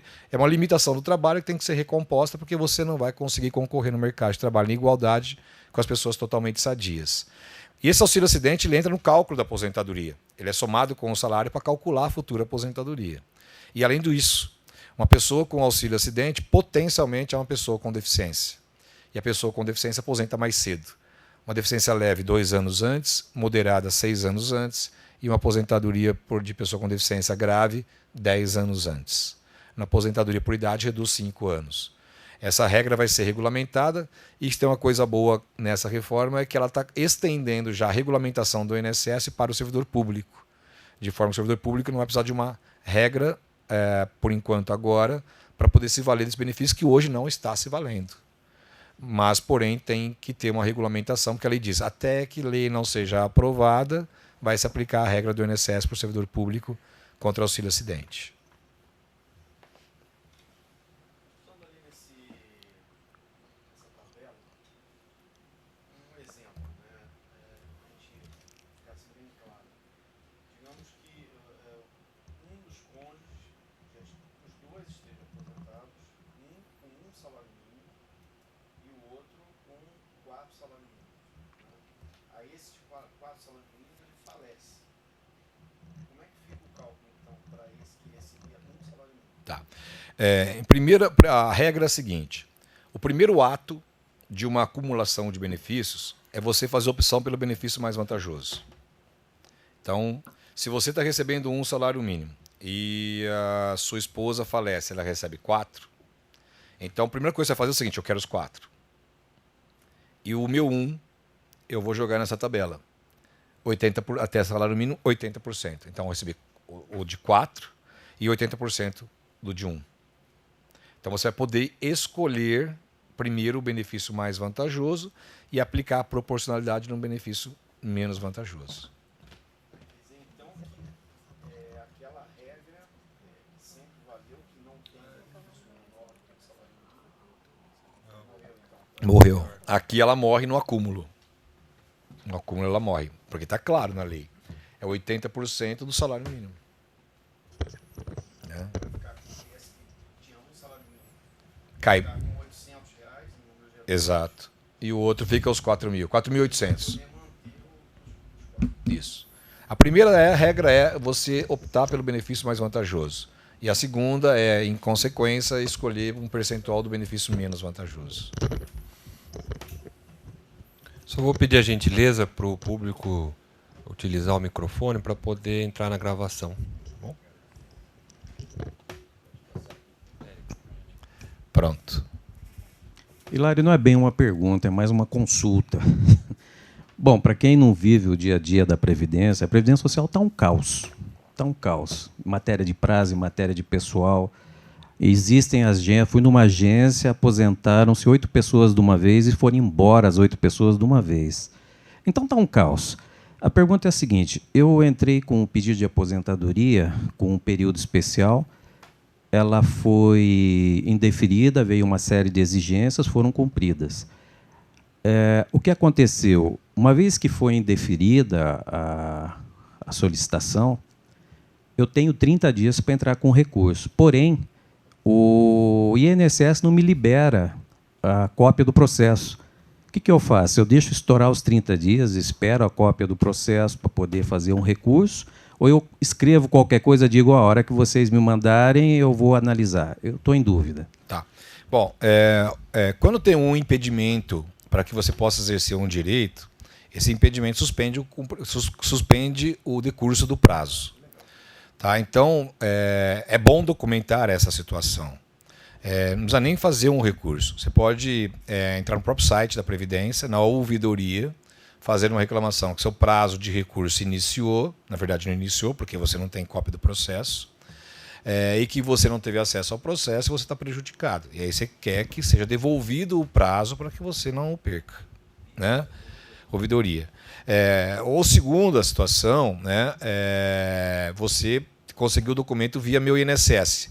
Se o seu protocolo foi eletrônico, você tem acesso, através da plataforma do Meu INSS da Previdência, ao documento. Bom, se você não tem acesso ou tem alguma restrição, então, teoricamente, você tem a garantia, vamos dizer, legal, né, e jurisprudencial de que seu prazo não está fluindo. Mas é bom fazer um protesto para evitar problemas futuros. Documentar. Tá? A hipótese que você colocou também é viável. Você faz o recurso alegando o cerceamento de defesa porque você não teve acesso ao processo e pede a devolução do prazo. Tá? São várias saídas, né? Pode fazer um mandado de segurança, mas você não precisa constituir um advogado nesse momento. Você pode resolver o problema sozinho.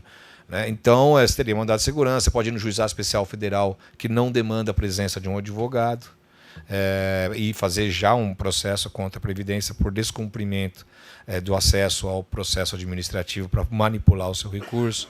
Pode fazer o recurso respondendo à ouvidoria. Então, é bom protestar, deixar registrado, para depois a mãe não dizer que você foi negligente, né? Na verdade, não é você que é negligente. Até a ouvidoria está inacessível. Tá. Em alguns casos, tá. Então, a gente deixa essa situação alternativa, né, de protocolar o recurso, né? Até mandar um AR para a Previdência Social, né? Porque eles te notificam por AR, então a AR também vale para você, né? Dizendo que você está limitado no seu direito de defesa e que você pede a devolução do prazo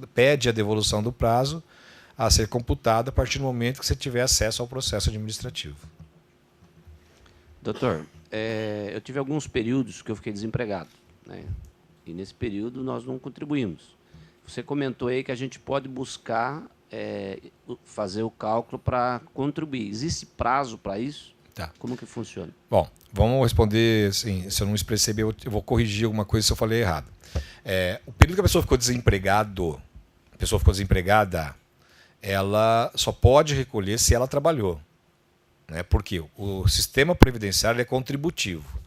O que gera contribuição é a remuneração. Então, se você não trabalhou, não dá para recuperar o tempo. Se você trabalhou, né, no período que você não estava registrado, você pode provar que você trabalhou e contribuir esse período que você estava sem registro, né? Então, você pode recuperar esse tempo de serviço como empregado, sem registro, ou por conta própria, sem ter formalizado. E você pode fazer isso quando você quiser. A lei diz, a qualquer tempo. O trabalhador que exerceu atividade e não comprovou, não recolheu, pode a qualquer tempo regularizar isso. O processo que você utiliza para fazer isso é uma justificação administrativa, tem um modelo próprio no INSS, você descreve lá o que você fez no período, junta a documentação que prova que você trabalhou, nome de testemunhas, e aí então você prova o exercício da atividade e pede para fazer as contribuições, e eles vão autorizar você a fazer a contribuição. E aí ela vai ter validade. Você aplicaria nesse exemplo também, por exemplo, se você não contribuiu durante 5, 6 anos... Faz a pergunta no microfone. Perdão. Pronto. Perdão. O exemplo dele também valeria para algum profissional que ficou trabalhando em outro país e não contribuiu aqui durante 5, 6 anos? É recuperável ou não? Sim. Primeira coisa tem sim e não. Vamos colocar. A primeira coisa que tem que fazer é entrar no próprio site da Previdência Social e lá no capítulo de acordos internacionais. Nós temos que saber, em primeiro passo, se o tempo que você trabalhou no exterior existe um acordo internacional do Brasil com o país onde você trabalhou. Normalmente, esses acordos, por os outros países não terem aposentadoria por tempo de contribuição, eles tratam apenas de benefício por incapacidade e aposentadoria por idade. Então, seria possível você utilizar o tempo de serviço trabalhado no exterior para computar no Brasil e vice-versa, porém, a maioria deles tem a restrição para aposentadoria por idade. Certo? Japão, Portugal, Itália, Espanha. O Brasil tem muitos acordos internacionais, bilaterais e multinacionais. Então é só você ver lá se o país tem esse acordo e você pode... Aí você vai ler quais são as regras que vigem entre o Brasil e o país de origem. Tranquilo? Bom, se vocês quiserem, tá? Como eu disse, para a gente concluir aqui, né? Não tem perguntas. A gente tem um aplicativo que é gratuito, é o tempodeserviço.com.br, www.tempodeserviço.com.br, onde a pessoa faz a contagem de tempo de serviço, inclusive convertendo o tempo de serviço especial em comum, porque o site do INSS não dá essa possibilidade. E a pessoa automaticamente já fica sabendo quanto tempo ela tem, quando vai se aposentar, observando as regras atuais e as regras de transição. Então é só entrar lá, fazer a contagem de tempo de serviço e no final você põe em cálculo e aparece todas as simulações de cálculo que vocês têm. E logo em seguida vocês recebem um e-mail mostrando quais são os períodos que você não informou, que são os períodos que você pode recuperar eventualmente para poder incluir naquela situação. Como é um site privado, ele aceita que você coloque um tempo que você não trabalhou, né? E tem uma vantagem. Se você colocar um período, calcular, você quer tirar esse período, calcular de novo, depois converter esse tempo, incluir um outro, fazer umas brincadeiras ali, você pode fazer, porque a informação vai estar baseada naquilo que você está colocando. Então, www.tempodeserviço.com.br. Fazer é de graça e a pessoa fica sabendo. E nós temos um outro site que chama União Estável Grátis, para as pessoas que estão vivendo juntas e não estão casadas. Entra lá, preenche os dados e sai já o contrato de união estável pronto, grátis para quem quiser. uniãoestávelgrátis.com.br. Óbvio que ela trata de situações gerais, né? Se você quiser fazer uma questão patrimonial, obviamente aí tem que procurar um profissional. Mas situações para regulamentar para fins previdenciários, e a gente fez isso para poder distribuir isso nas assistentes sociais do Norte e Nordeste, onde a gente faz as nossas ações sociais. Então a gente capacita lá os assistentes sociais no CRAS, que é o Centro de Referência de Assistência Social, e quando chega alguém que está vivendo com alguém e não está com a documentação, eles fazem porque isso pode garantir uma pensão por morte na ausência de um e de outro, já que tem que provar o tempo de convivência pela regra atual. É isso? Doutor Hilário, só uma pergunta final, pode ser? Claro. Em relação à questão, queria na verdade saber a tua opinião, se é que até o governo tem dificuldade de chegar a essa informação, né? A questão da economia do trilhão, se chega, se não chega, a questão dos estados e municípios, se é possível ainda ser encaixado ou não. E tinha uma outra que eu esqueci, mas... Vamos lá. Sim. Pode ser. Pode ser então vamos também, lá. também Vamos dá. começar de trás para frente. Capitalização e sistema de repartição. Qual que é a diferença disso tudo? No sistema de repartição, como o próprio nome diz, nós pegamos contribuições de todas as pessoas, jogamos ela para um bolo só, e lá nós temos um sistema onde nós vamos selecionar as pessoas que terão direito a um benefício, vamos verificar se essas pessoas que têm direito ao benefício cumprem os requisitos legais e elas terão benefícios. Pegamos todas as contribuições que entram para o sistema e repartimos para aquelas pessoas que precisam ter o benefício. Com garantias de salário mínimo e com a garantia, por exemplo, de que você vai ter uma renda mesmo sem ter contribuído todo o período necessário para ter o benefício. Por exemplo, benefício por incapacidade. 12 meses de contribuição, você teria direito a um benefício por incapacidade. No sistema de capitalização, nós teríamos praticamente uma conta bancária individual, onde você vai fazer o financiamento da sua própria previdência. E ela tem um problema muito sério, porque se nós pensarmos no sistema de capitalização puro, significa o quê? Que a minha aposentadoria vai ser calculada com a reserva matemática que eu fizer. Então, se, por exemplo, ao longo da minha vida eu conseguir somar 100 mil reais de depósitos e querer ter uma aposentadoria de 1.000, obviamente sem fazer as capitalizações, depois de 100 meses eu gastei os meus 100 mil. E aí meu benefício termina. Então, quer dizer, ele é menos saudável. Aliás, nós temos um exemplo específico disso, que é o Chile, onde as pessoas estão... Aliás, vamos mudar. Onde o maior índice de suicídio entre idosos é lá. Ou seja, as pessoas estão vivendo com rendas menores que um salário mínimo. Então a gente viu que não funciona. Mas existem sistemas de capitalização. Sim, existem sistemas mistos de capitalização com repartição, onde as pessoas têm uma renda mínima na repartição e uma complementação no sistema de capitalização, como é no Brasil hoje. Você tem o regime público de previdência, onde tem um sistema de repartição, e quem quiser ter um valor maior de previdência, faz uma previdência complementar, onde tem um sistema de capitalização. Na minha opinião, eu acho que não funcionaria no Brasil, porque nós teremos um custo de transição muito grande para isso. Porque se todas as pessoas pararem de contribuir para o sistema de repartição e for para o sistema de capitalização, quem vai pagar os aposentados de hoje se nós não teremos mais contribuição no sistema de repartição? Essa é a primeira pergunta. Quer dizer, ninguém apresentou essa conta, porque o custo de transição é muito grande. E as pessoas, infelizmente, elas não têm uma ideia do quanto é danoso esse sistema de capitalização, porque ela não vai ter a garantia de salário mínimo. Ela vai ter o benefício calculado de acordo com aquilo que ela conseguiu somar ao longo de toda a vida de investimento, que a gente chama de reserva matemática. E as taxas de administração são muito grandes, o imposto de renda sobre os valores depositados é grande, as taxas de aportes e taxas de saída, enfim, é tanta taxa, tanto imposto que no final das contas o que a pessoa coloca, ela não vai ter como converter aquela reserva matemática em renda para garantir a vida dela inteira. Então, eu não preciso dizer que eu sou radicalmente contra o sistema de capitalização, porque, na verdade, na minha opinião, ela não distribui renda, ela não dá inclusão social e, ao mesmo tempo, a gente não vai preservar o acesso pleno à cidadania das pessoas, principalmente daquelas pessoas mais afortunadas. Se a gente vive num país em que a gente preza pela necessidade de auxiliar aquelas pessoas que são mais carentes, não porque não querem trabalhar, mas porque não têm a oportunidade de trabalhar. A gente tem que pensar em ser solidários. E o princípio da nossa Previdência é de solidariedade. Né? Não para sustentar as pessoas, mas para garantir um convívio, uma sobrevivência daquelas pessoas que não têm condições.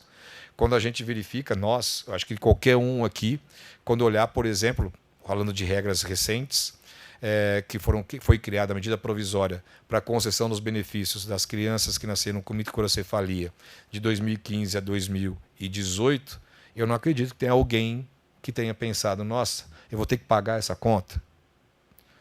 Eu acho que todos disseram, nossa, eu vou contribuir para isso.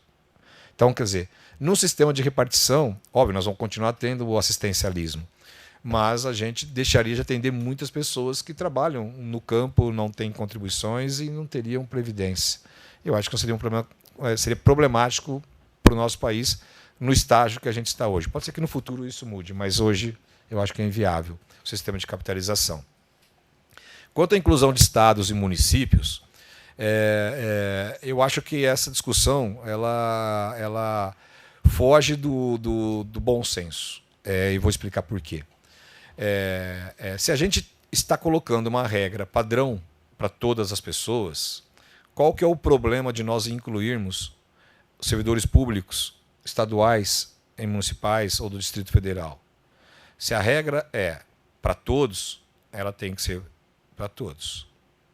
Agora, incluir ou não estados e municípios é só uma questão de tempo, porque nenhum estado, nenhum município poderá conceder benefícios diferentes do que está previsto na Constituição Federal. Se a gente não inclui o estado e o município por meio de emenda constitucional, cada município vai ter que fazer uma lei municipal, cada estado vai ter que fazer uma lei estadual. Imagina o custo disso para a sociedade, onde nós temos hoje quase 2.000 municípios com regime próprio de previdência.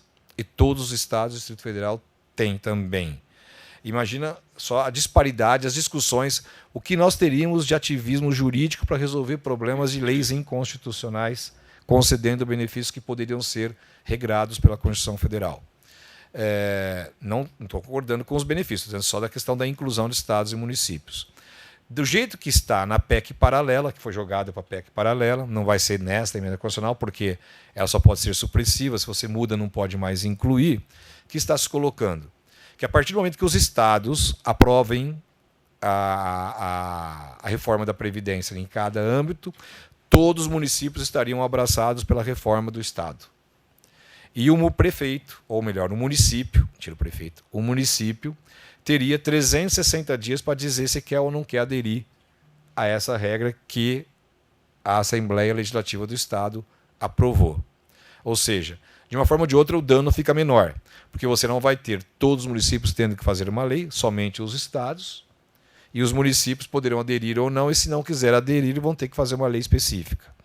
Ainda assim, a gente sabe que não é um cenário que a gente vive aqui em Campinas, lá em Ribeirão Preto, São Paulo, capital, mas imagina que nós temos municípios que não conseguem sustentar na Previdência Social, e se eles fizerem uma lei municipal, eles podem ter regras diferentes de aposentadoria. Imagina o que isso pode gerar de déficit para a Previdência e que, no final das contas, servidores públicos que não puderem ser sustentados por um regime próprio vão acabar caindo no regime geral. Ou seja, não tem sentido a gente estabelecer regras de aposentadoria para todos e preservar regras de aposentadoria diferentes para servidores públicos. Principalmente porque os servidores públicos, teoricamente, já estão no regime geral da Previdência. Porque quem entra depois das emendas constitucionais já não vão se aposentar mais com integralidade e paridade, que é só até 2003. Então, é uma discussão que, na minha visão, ela é desnecessária e gera um custo muito grande para a sociedade, não é para o Estado e o município, para a sociedade. O bom é que a gente tem as regras, essas regras valem para todos e assim tem que ser. Agora, para que ficar brigando quando nós vamos incluir um ou outro, a gente pode incluir todo mundo agora? Né?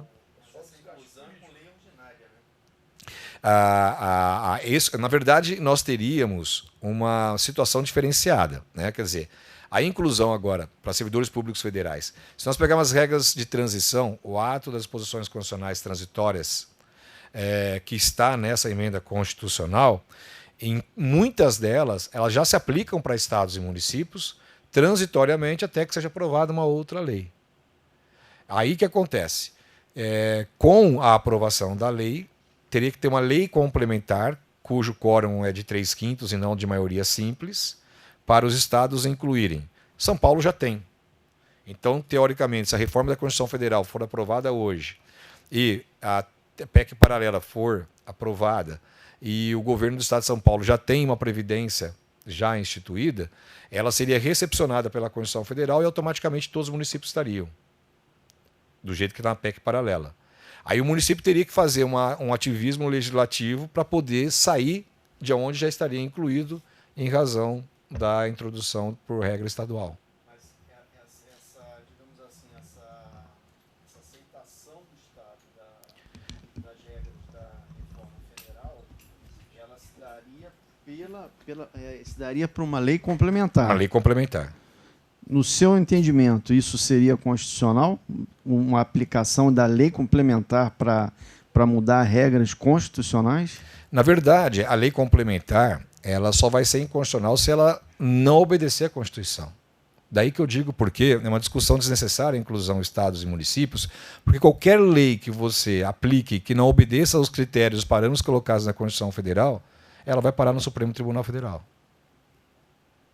Se você estabelece uma lei estadual fora dos parâmetros ditados pela Constituição Federal, ela é uma lei inconstitucional. Sim, mas para mudança porque as regras de previdência estão na Constituição. Para você fazer uma emenda constitucional, para você alterar a Constituição, você tem um quórum qualificado. Sim. E aí você vai ter uma lei complementar que também tem um quórum qualificado, mas inferior ao outro, a da Constituição, para provocar mudanças na Constituição. Sim. Será que isso seria constitucional? Quando a gente fala em normas constitucionais, nós temos vários tipos de normas constitucionais. Nós temos uma norma constitucional de eficácia plena, eficácia contida e eficácia limitada. Quando a Constituição Federal diz, nos termos da lei complementar deverá ser assim, a Constituição Federal está delegando para a lei complementar regulamentar essa situação. Então ela não seria inconstitucional, porque a Constituição está dizendo que vai ser por lei complementar que vai ser regulamentada aquela situação. Porém, ela não pode sair fora dos parâmetros ditados pela Constituição Federal. Certo? Vamos pegar um exemplo. Lei complementar que estabelece o benefício da pessoa com deficiência. É uma lei complementar que muda regras de previdência. Mas a Constituição Federal diz que os benefícios das pessoas com deficiência será regulamentado por lei complementar. Então, essa lei complementar ela está acontecendo por ordem constitucional. Então, ela não é inconstitucional. Ela poderia ter regras inconstitucionais se ela desobedecesse os parâmetros fixados pela Constituição. Tá, então seria uma questão do tudo ou nada, porque, digamos assim, hoje você tem determinadas regras. Essas regras vão ficar vigentes enquanto não tiver essa lei. Mas, então, o Estado não poderia ter, digamos assim, regras de transição próprias. Ele não poderia acolher aquilo lá, mas ter também suas regras próprias, não poderia? Não. É justamente isso que se quer evitar, né? Quando a gente fala da questão das regras, a gente tem que ver o espírito da lei, que é a vontade do legislador. Então, quer dizer, quando a gente vê lá um artigo que foi alterado, vamos pegar, que foi colocado aqui da LOAS, que tem tudo a ver com o que você está dizendo, mas vai ficar mais fácil de explicar com um exemplo que aconteceu aqui agora. A LOAS, eles estavam constitucionalizando a questão do 1/4 da renda familiar do salário mínimo. Se ficasse na Constituição Federal lá 1/4 do salário mínimo, qualquer interpretação diferente daquilo não seria possível. Então, eles tiraram o 1/4 da LOAS da Constituição Federal. Então, eles desconstitucionalizaram este requisito. E disseram o seguinte: as famílias de baixa renda. E aí, então, você vai ter uma regulamentação, Lei Orgânica da Assistência Social. E aí você tem leis federais, que são leis ordinárias, não são nem leis complementares, que diz, por exemplo, que você pode excluir da renda familiar a renda do idoso se os dois tiverem mais de 60 anos. Significa o quê? Que nós estamos usando a Lei do Estatuto do Idoso, que é uma lei ordinária, não é uma lei complementar, para poder ser aplicada, a gente chama de aplicação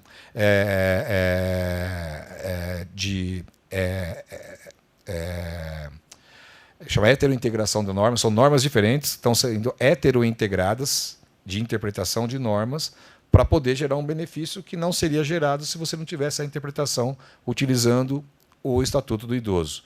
A mesma coisa acontece com o Estatuto da Criança e do Adolescente. Então, quando a gente parte para um arcabouço de legislação, a gente tem uma teoria, que a gente chama de teoria do ordenamento jurídico, no qual nós podemos interpretar a regra constitucional utilizando todas as normas que estão valendo. Então, se a renda do idoso não vai entrar na média familiar, se os dois tiverem mais de 60 anos, e vão ter, porque o LOAS é 65, então você pode ter 2 LOAS dentro da mesma casa, porque a renda de um não entra na média do outro. Certo? Agora, isso não está na Constituição Federal.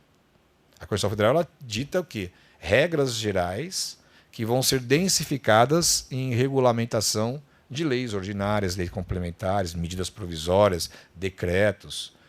Porém, essas normas infraconstitucionais elas não podem infringir os parâmetros e os ditames da Constituição Federal. Daí porque eu acho que é uma discussão desnecessária essa questão de estados e municípios serem incluídos ou não, porque por mais que você queira fazer alguma coisa, você não pode fazer nada que seja contrário à Constituição Federal. E se a Constituição Federal está fixando os detalhes, e não é para fixar, ela tem que ser geral, mas ela está fixando, então significa que você tem que seguir essas regras. Agora, nós temos, que a sua pergunta conteve ali, uma questão técnica, que é a questão da vigência da norma no tempo. É claro que, enquanto uma regra não for regulamentada, vai continuar valendo aquelas outras. Aí é o direito adquirido. Quer dizer, quando eu comecei a falar aqui, eu falei que a reforma da Previdência ela não termina agora. Porque muitas situações de direito adquiridos ainda vão ser perpetradas em regras anteriores até que haja regulamentação. Muitas regras de transição que estão na reforma constitucional vão ser aplicadas até que você não tenha uma lei ordinária, uma lei complementar de acordo com aquilo que está sendo solicitado nas normas constitucionais. Então, se a norma diz, olha, nós temos que tratar a pessoa com deficiência e ter uma aposentadoria diferenciada nos termos da lei complementar, significa que a lei complementar é a que vai dispor sobre isso. Até porque nós temos que ter uma flexibilidade, porque a Previdência tem que mudar de acordo com a mudança da sociedade. Você quer ver um exemplo de norma constitucional que é inconstitucional e que é inconstitucional por aplicação de leis? O casamento de pessoas do mesmo sexo. Está lá na Constituição Federal. O casamento é a união entre um homem e uma mulher. Mas você faz casamento de pessoas do mesmo sexo. Quer dizer, é uma norma constitucional que ficou completamente em desuso. Por quê? Porque não é isso que a sociedade quer. A lei nada mais é do que o que a sociedade quer. E se a lei não muda, a jurisprudência muda. Está aí, por exemplo, a mudança o nome social das pessoas, a questão da filiação multiparental. Quer dizer, colocar na certidão de nascimento o nome de 2 pais e uma mãe. Quer dizer, a gente sempre... O que a sociedade fala? Não é pai não é quem cuida? Então vamos colocar isso na certidão de nascimento. Do pai sócio afetivo e o pai biológico. Quer dizer, nós não estamos nem falando de lei, nós estamos falando de interpretação judicial. Doutor Hilari, chega no trilhão ou não? Ó, do jeito que estão tirando tudo aí, até eu faço essa economia em casa, né? Porque, então, essa questão do trilhão, né? Você vê. A proposta que está na PEC, segundo o Tasso Gereissati, com uma avaliação de um instituto independente, chega a 1,3 trilhão, quer dizer, ultrapassa. Né? Por quê? Porque é restrição de direito, aumento de contribuição. Agora, eu quero ver mesmo acontecer a tributação do agronegócio, como está na PEC paralela.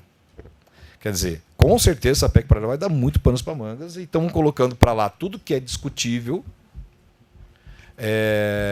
para ser avaliado. Agora, era para discutir agora, não depois. Você joga tudo para depois. O que é complexo e aprova só o que é fácil. E o que é fácil? É tirar benefício. Vinícius, vou fazer para você a pergunta. O Jonas é o presidente da Associação dos Prefeitos no Brasil. E acabamos de ouvir aqui a importância da inclusão dos municípios e estados. Afinal, vai ter um trabalho mais forte na Câmara aqui de Campinas, nesse sentido de trazer os municípios e os estados realmente para a questão da Previdência, ou a gente vai levar em banho-maria? Pelo que eu acompanhei até pela imprensa, né, é que o prefeito Jonas, que é presidente da Frente Nacional dos Prefeitos, ele tem buscado, junto aos ministros afins, a questão da inclusão. Né? Então, eu acho que, pelo menos, como ele representa os prefeitos estão empenhados nisso. Né? Agora, aqui na Câmara, assim, que eu tenha ciência de algum movimento nesse sentido, pelo menos até hoje eu não vi. Mas tem um clima favorável em relação aos funcionários públicos municipais? Como é que você tem visto isso? Não vi. Na Câmara eu não vi debate assim, nesse sentido. Assim, pelo menos publicamente eu não vi. Só se passou e eu não percebi. Né? Mas não vi. Eu não vejo na Câmara uma convicção formada nesse sentido. Por enquanto. Os vereadores não estão tratando o tema com o devido cuidado como a sociedade como um todo traria? Ou na verdade, não é isso? Não tem a relevância? Não, pelo contrário. Eu acho que a Câmara fez vários debates já em relação, inclusive, ao Camprev, as formas de previdência na cidade. Já teve várias discussões, mudanças de legislação, e aí com certeza tem muito debate. Né? E aí são opiniões bem divergentes entre os vereadores e ainda vai ter muita discussão pela frente. Né? Eu me referi mais a essa questão do Estado e do município, porque também a Câmara não tem tanto alcance. Né? Mesmo que a Câmara saia com uma opinião formada ou com uma... acredito que o Congresso não vai mudar a opinião dele por conta da Câmara de Campinas, acho que é mais nesse sentido que eu penso, em relação à inclusão dos estados e dos municípios. Né? Não deveria ser isso, porque na realidade o que está acontecendo é nas assembleias legislativas estaduais e nas municipais, quem é a oposição quer deixar a batata quente na mão da situação, e quem é a situação não quer puxar para não ter a indisposição de 2020. Então a gente fica nesse banho-maria. O que precisava era ter uma Câmara realmente com uma responsabilidade fiscal para ter uma definição clara, uma definição na discussão aqui com os funcionários públicos. E a gente não vê muito isso em Campinas. Quer dizer, é quase que uma irresponsabilidade a forma como a Câmara vem tratando esse tema que é vital para o país e de uma forma tão irresponsável, tão em banho-maria, sem realmente colocar as cartas na mesa e trazer a importância que a Previdência tem. Não lhe parece isso? E que eu não posso falar pela Câmara, né? São 33 vereadores, eu só posso falar por mim. Faz 11 anos que eu exerço mandato aqui na Câmara e os 11 anos bem responsáveis. Né? Agora, se tem algum vereador que não é responsável, aí eu não tenho como falar por ele. Acho que se a André e a Roberta quiser fazer alguma consideração final. Bom, eu queria agradecer a presença de todos, a você, Vinícius, por ter aceitado essa parceria e principalmente a Hilária de ter aceitado o nosso convite. Muito obrigada.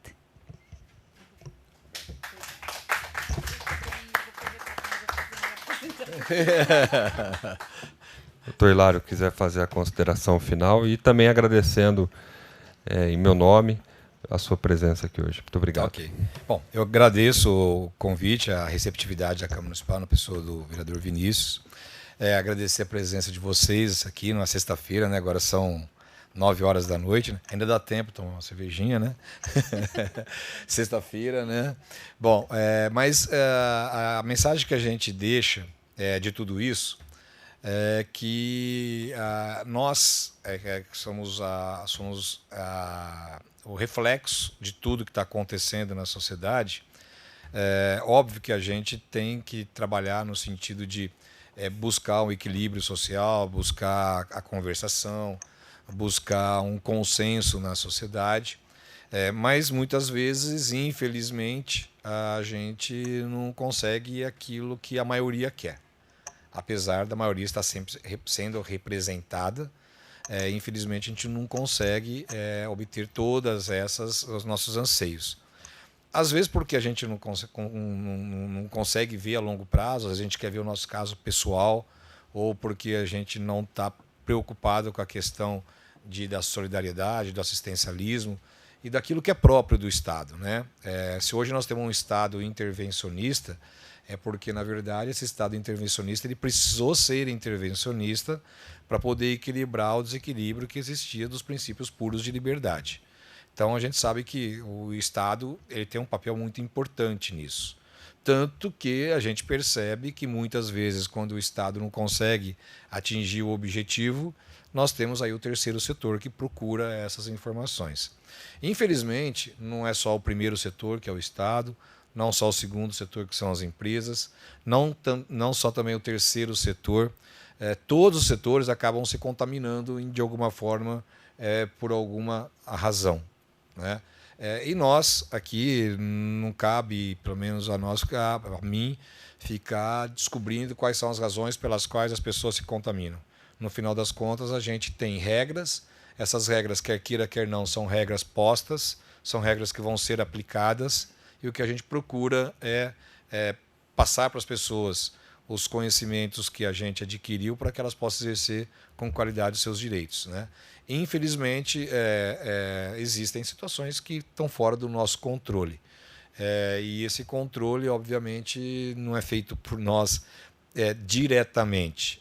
Então, obviamente, que a sociedade civil tem que mostrar a cara, tem que participar, tem que mostrar os interesses dela, lutar pelos seus direitos, e a partir do momento em que essas regras sejam votadas, sejam aplicadas, como em qualquer país democrático, a gente tem que cumprir as regras que a gente tem.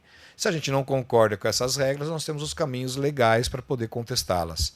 Então, a gente acredita que com a educação previdenciária, com essa questão de nós podermos não concordar com tudo que nos é imposto e usar as instituições, cada uma no seu estágio, para poder fazer frente às coisas com que a gente não concorda, eu acho que esse é o caminho. Porque nem sempre a gente está certo, nem sempre a gente está errado, e a gente precisa de um poder constituído para poder resolver essas questões, em todos os seus 3 âmbitos, no executivo, no legislativo e no judiciário. E, muitas vezes, as questões do legislativo e do executivo acabam sendo resolvidas no judiciário. Mas, de forma inédita, nós estamos começando a ver também o judiciário tendo os problemas dele sendo resolvidos no legislativo. Enfim, tomara. Enfim, então, para você ver como é que está, né? Se nós tivemos em 88 um capítulo novo na Constituição Federal chamado da Ordem Constitucional, é porque o próprio legislador constituinte originário percebeu que havia uma desordem social. E é uma desordem que a gente está vivendo e que a gente, obviamente, tem a dura tarefa de tentar consertar. Alguns como cidadãos, outros como vereadores, outros como deputados federais, estaduais, enfim, outros como presidente, governadores, prefeitos, enfim. Essa é a função que a gente delega para pessoas que nos representam, são funções que nós temos que fazer e, obviamente, a gente tem que trabalhar juntos buscando esse interesse.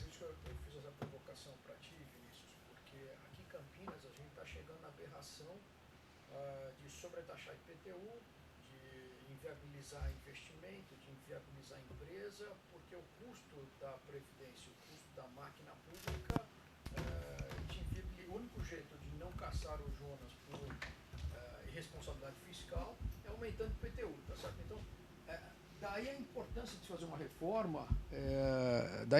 fazer uma reforma, justamente para diminuir esse custeio, não é? Então deveria estar na pauta primária da Câmara e forçar o próprio executivo assim, colocar na pauta uma reforma da Previdência, baixar o custeio da máquina pública, de modo a baixar o IPTU, e a gente voltar a ter Campinas um centro de pesquisa, tecnologia, investimento em empresas, enfim, nós estamos travados justamente porque o Estado ficou maior, a carroça ficou mais pesada. Eu concordo em parte com isso, né?